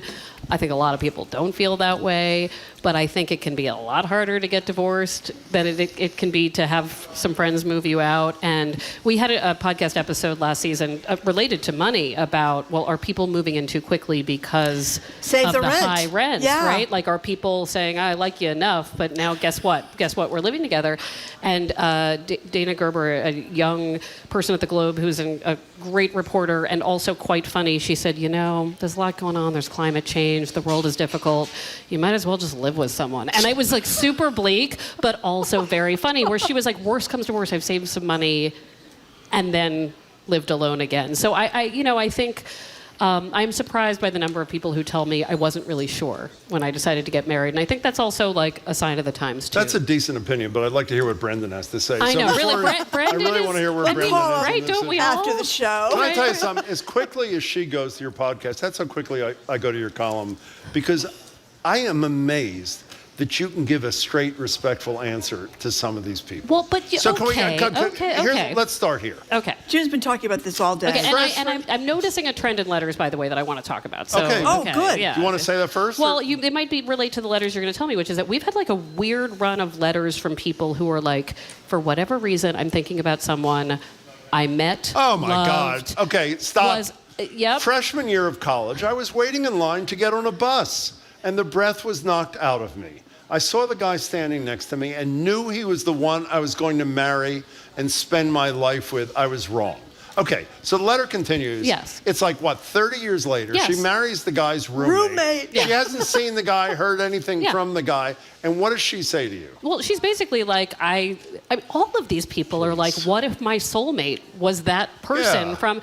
And first of all, I've never seen someone besides maybe Robert Pattinson, star of the movie Twilight, where I saw the person and thought, well, that's my husband. I know inside of myself. She did. And so many people tell me they just know. Okay. And whatever, but I'm trying to figure out what is going around that people are thinking about someone from decades ago. I'll tell you what it is. Can I answer your own question? Yeah. Instead of this freshman year of college, I was waiting in line on a bus, it should have been, Dear Mirth, I hate my husband. Well, so you bring... Isn't that essentially what the letter says? No, that's not it. I'm asking the expert here. Okay.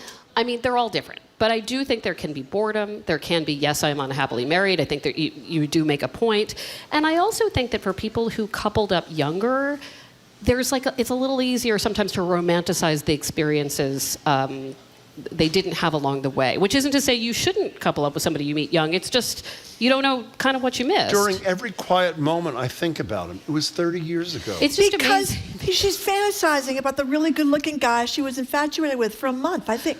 I mean, I don't think that's. I think a lot of people do that, don't they? Don't It's they interesting go on because- Facebook and look up their high school sweethearts? They do, and some of these people ask, should I reach out? Like, would it answer a question? And sometimes I want to say, yeah, go have a nice Zoom with them because you might be surprised to find out they're not what you think they are and that your husband's looking pretty good right now. So why do you think there is all of a sudden, there's a lot of these, as you put it a minute ago? With no degrees in all the subjects that would matter, I have a few theories. One is that it's winter. Oh, okay. Two is It is that winter. Two is that I think we are still coming out of whatever weird pandemic phase we're in, where this is from 2020 on. A lot of people have done a lot of assessments. Am I happy?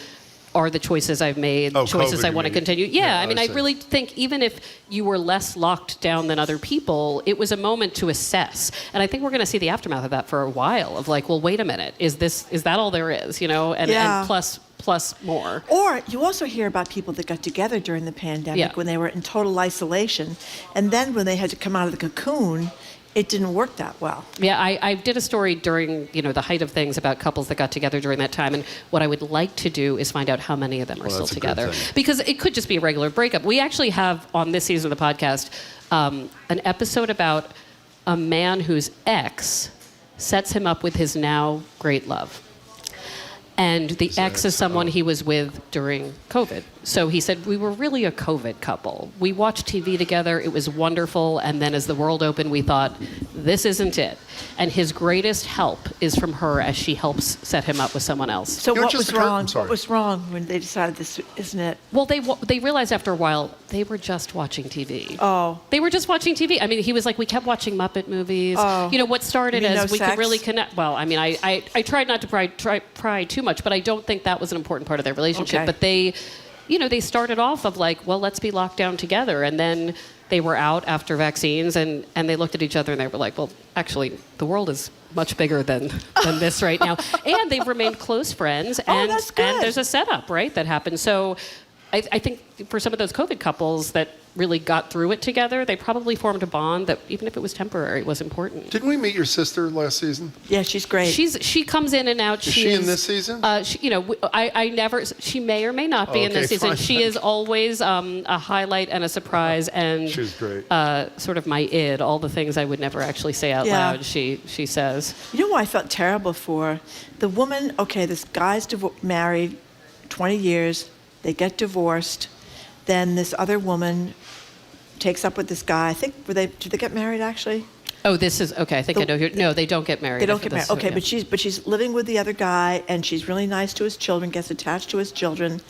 And then what happens? And she's nice to his ex-wife. That's she really, right. And then he starts being not very nice to her. She breaks up with him, and he gets right back with the ex-wife. Yeah. And you know what?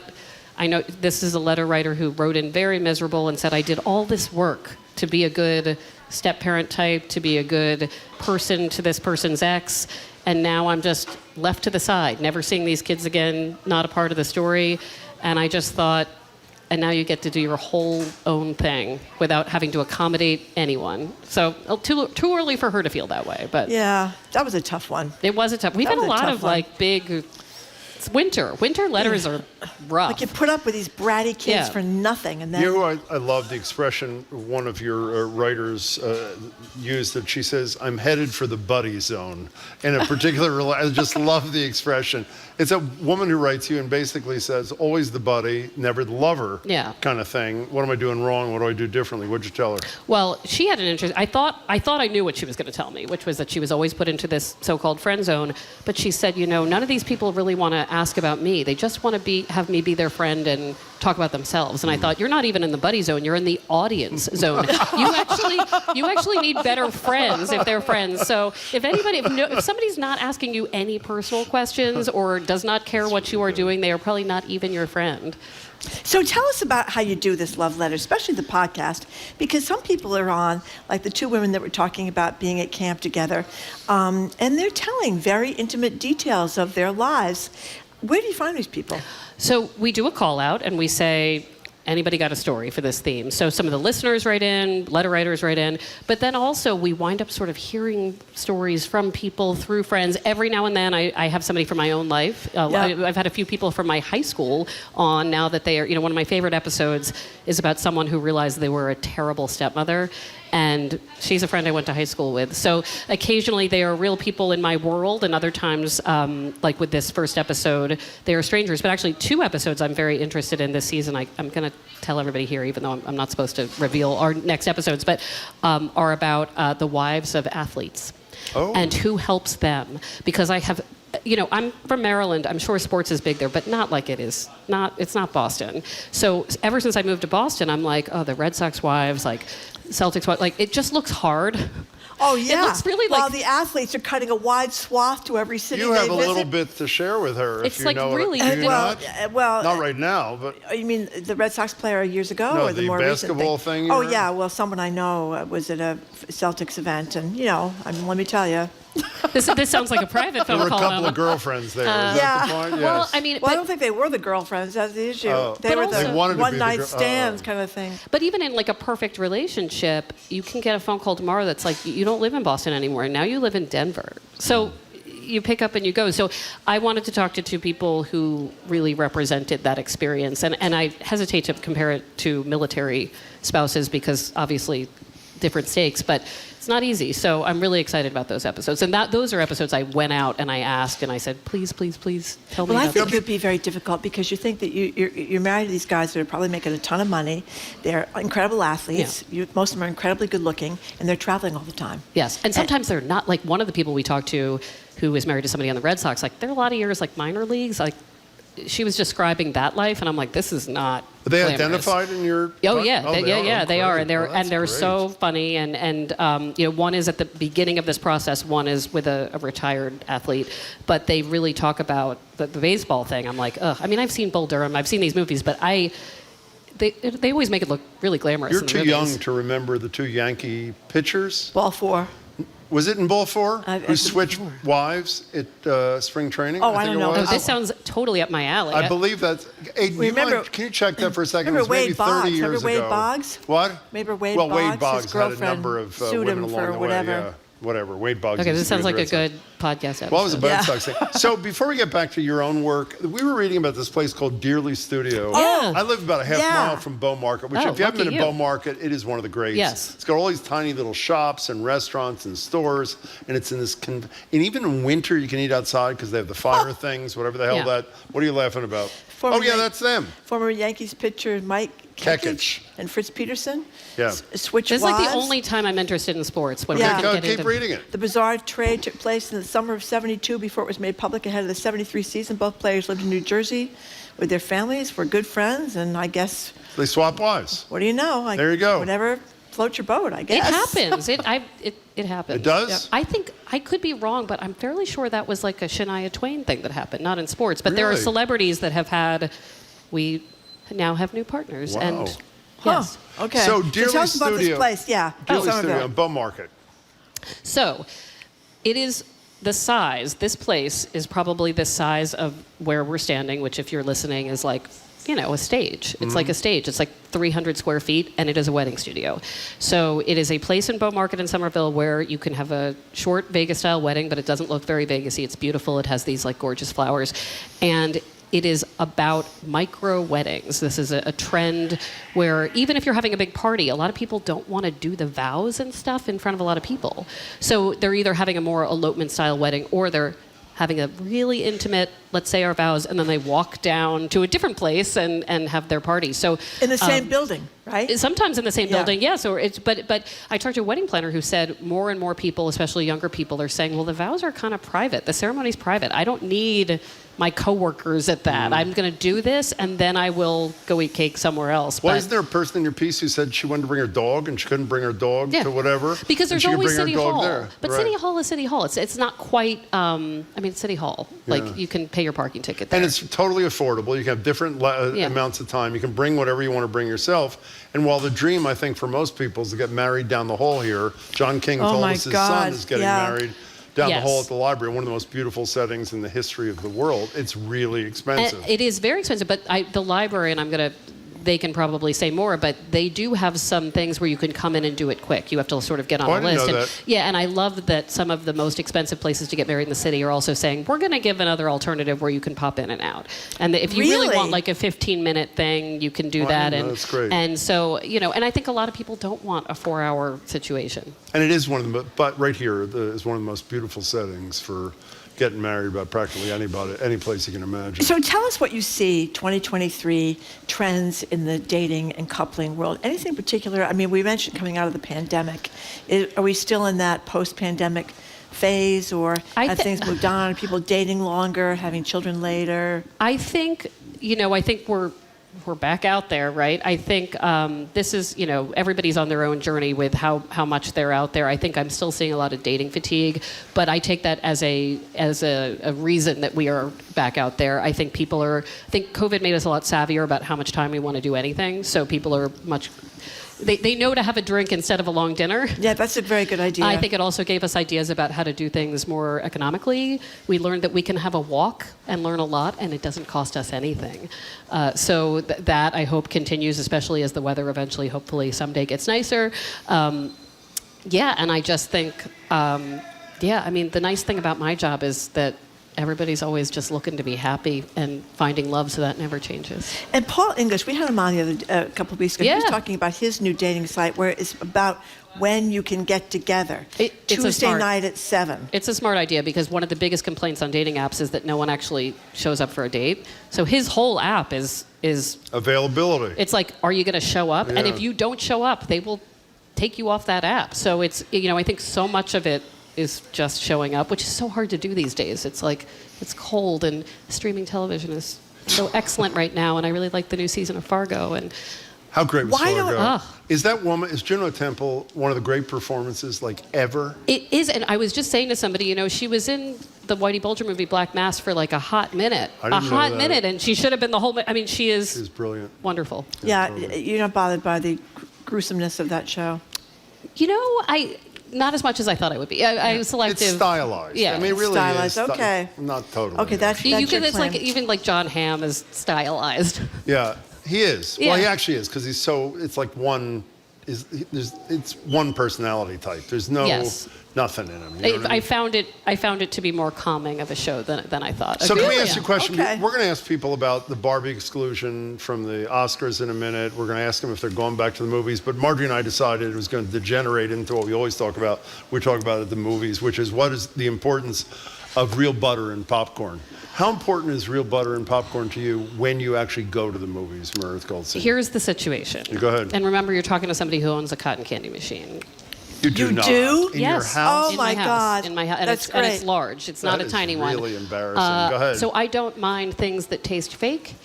And while I appreciate butter, I also prefer kettle corn. Oh, okay. So that's a whole other thing. And I have been known to, if there's a theater that has specialty popcorn, I'll do it. But no, you can really just put a bunch of chemicals on something for me, and I usually don't notice. Well, it's a beautiful script. By the way, the name of Paul English's app is Lola. We forgot to mention. Yes. Thank you, Aiden, Excellent. for that. Okay. Great to see you, So Meredith. the new season is all about people that help each other in their lives. It's very feel good. It's under Love Letters wherever you get your podcast. So if you want happiness, Listen, I'm selling happiness. Very uplifting. I had a happy That's a ending good thing. yesterday afternoon listening to the podcast. So thank you very much, Meredith Vieira. Oops, I did it again. I was just going to say. I'm so happy. Almost made it. I did it again. It was By the way, that was not intentional. No, That it is was what not it is. intentional. One day for my birthday, you have to have her on with me, and I bet she'd do it. She's from here, We did an right? event with She her did. last year, actually. Yeah, we did. And I don't know where she lives now, but I met her in Providence. She used to work for the Providence Yeah, she television needs to come here, station. and we need to be She together. needs to come, absolutely. You are not Meredith Vieira. You are Meredith Goldstein. So I don't know what is with me that Nor I do keep I. doing that over and over again. But I do. Thank you very much, Meredith Goldstein. Thank you. Who is the writer of the great Boston Globe Love Letters column. It's so much fun to read in the paper. And by the way, we didn't say today, but we should do. You have readers commenting on what you tell people Yes. too, which is great. And it's a great podcast, the Love Letters podcast. Thank you Hi, very I've been much. married 87 years. I just drove by a guy on the street who I saw 70 years ago, and I realized he's Jim, the love you're of my life. Soulmate. You're not very Oh, my romantic, Jim. God. Not very romantic. Thank you very much, Goodbye, Meredith Meredith. Nice to Goldstein. see you. Okay, after a quick break, we're going to talk about what Jim just said. I think you were talking about popcorn. I was talking about Okay, popcorn. going We're to the talking about movies and popcorn. 877-301-8970. If you have strong feelings about popcorn, the movies, the Oscars, kind of a movie potpourri. You're listening to Boston Public Radio, 89.7 GBH, broadcasting live from the Boston Public Library, streaming at youtube.com/GBH News and facebook.com/GBH News.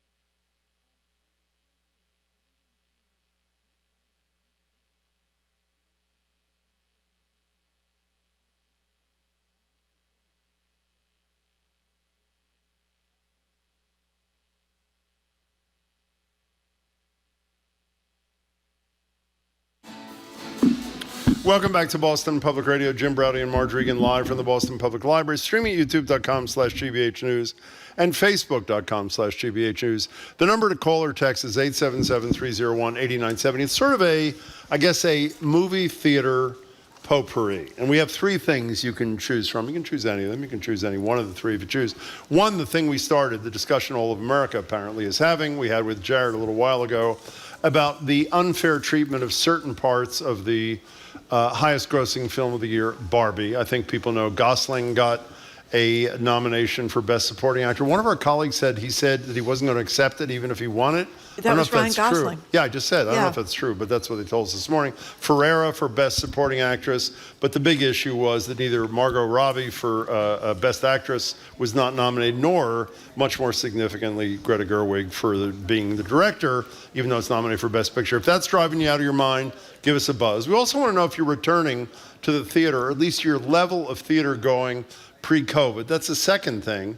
But third, we realized as we were contemplating this, what matters most to Marjorie and me, obviously not to Meredith Vieira, about the going to the theater is the real butter on the popcorn. And we want to know if it matters as much to you as it matters to me and Marjorie. The number is 877-301-8970. Nicole put together a list. You know which theaters have real butter, right?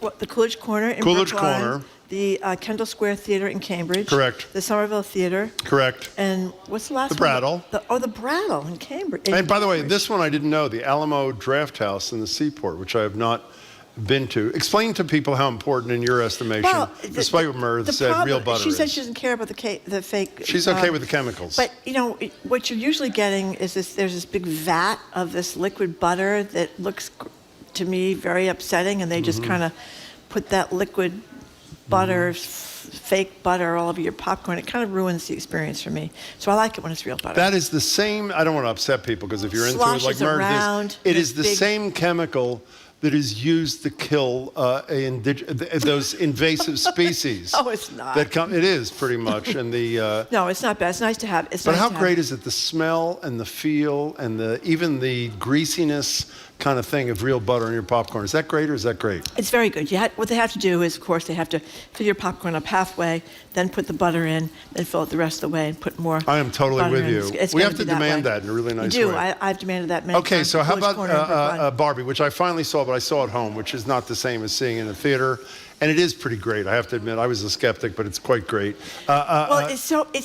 Are you offended? Are you upset? Well, I'm upset about more Greta about Greta Gerwig. Gerwig because it was so unusual the way she did it. She created this whole fake world, this Barbie world. Everything was pink and blue, and they all lived in their little Mojo Dojo Casa house in Barbie Land and stuff like that. So it was very clever the way she did it.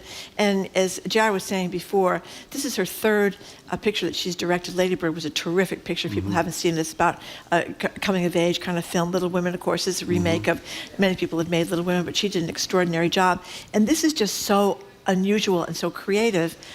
I was surprised that she didn't get the nod. But Ryan Gosling, I mean, come on, he was great. He was great. I think he deserves a nod too. So anyway, and I'm wondering if people are going back to the movie theaters. Have you been? Yes. Yeah, I think you have to see something like Barbie in the movies. And I think, they have this great place in Chestnut Hill. Callie and I have talked about it before, where you sit in like kind of barco loungers and you can order food and order liquor. They have heating in the seats Yes, if you so choose to use it. it's a very nice way to see the movie. It's a little bit more expensive, but it's worth it. If people are going back to the movie theaters, I mean, I love going to the movies, and it was one of those terrible things that got taken away in COVID, and it's just kind of fun to Well, there's go. certain movies that's really great to feel the reaction of other moviegoers around you as opposed to seeing yourself. Maybe that's why I didn't like Barbie as much. I liked it.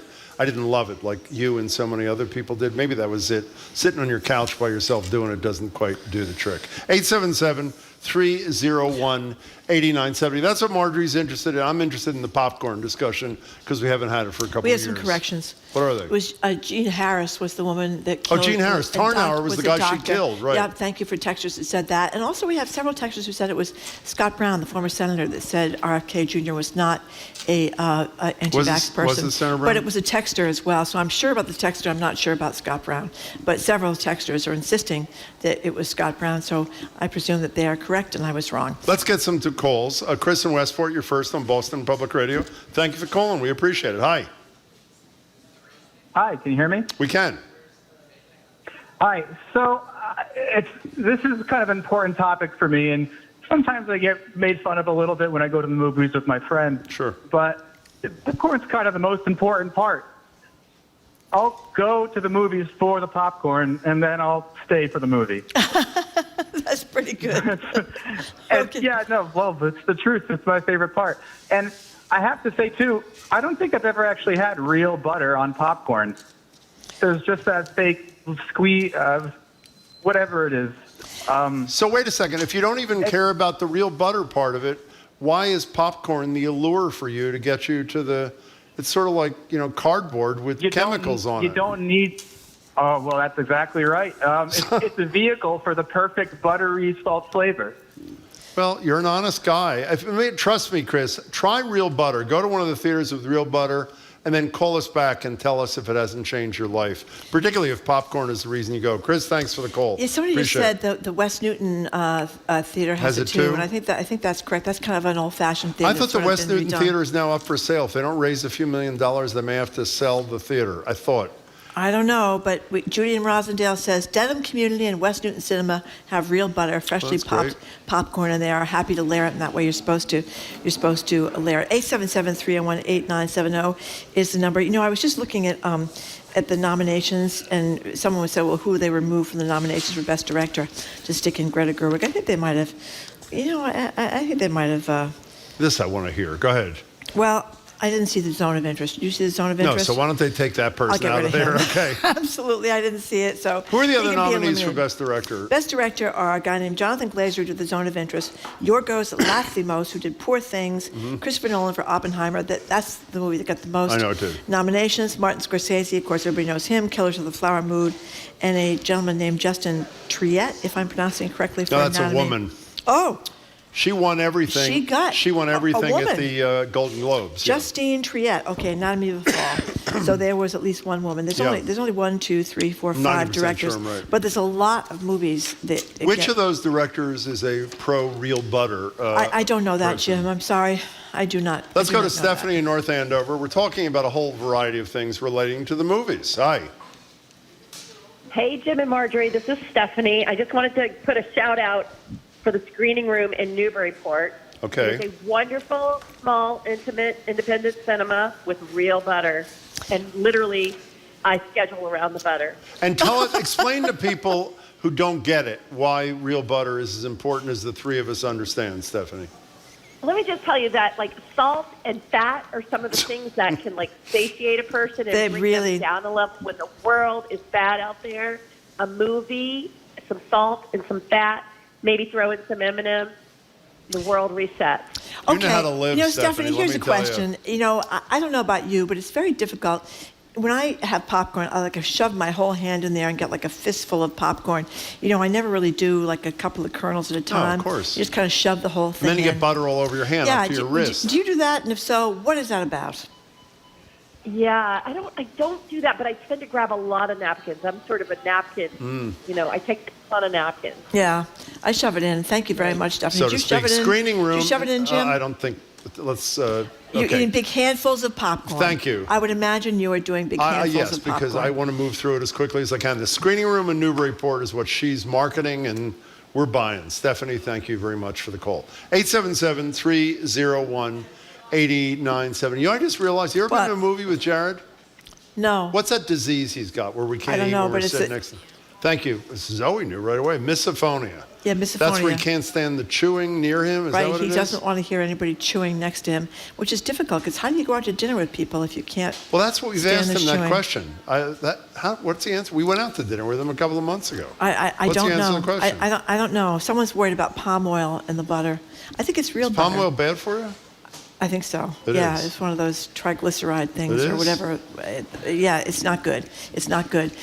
Anyway, I wish Greta Gerwig had been nominated, but it's a huge privilege for us to have time to argue about this, says somebody, because we are in the United States of America, not at war like they are at other places. That's a beautiful sentiment. Deborah on the road, thank you for Hello, calling. Deborah on the road.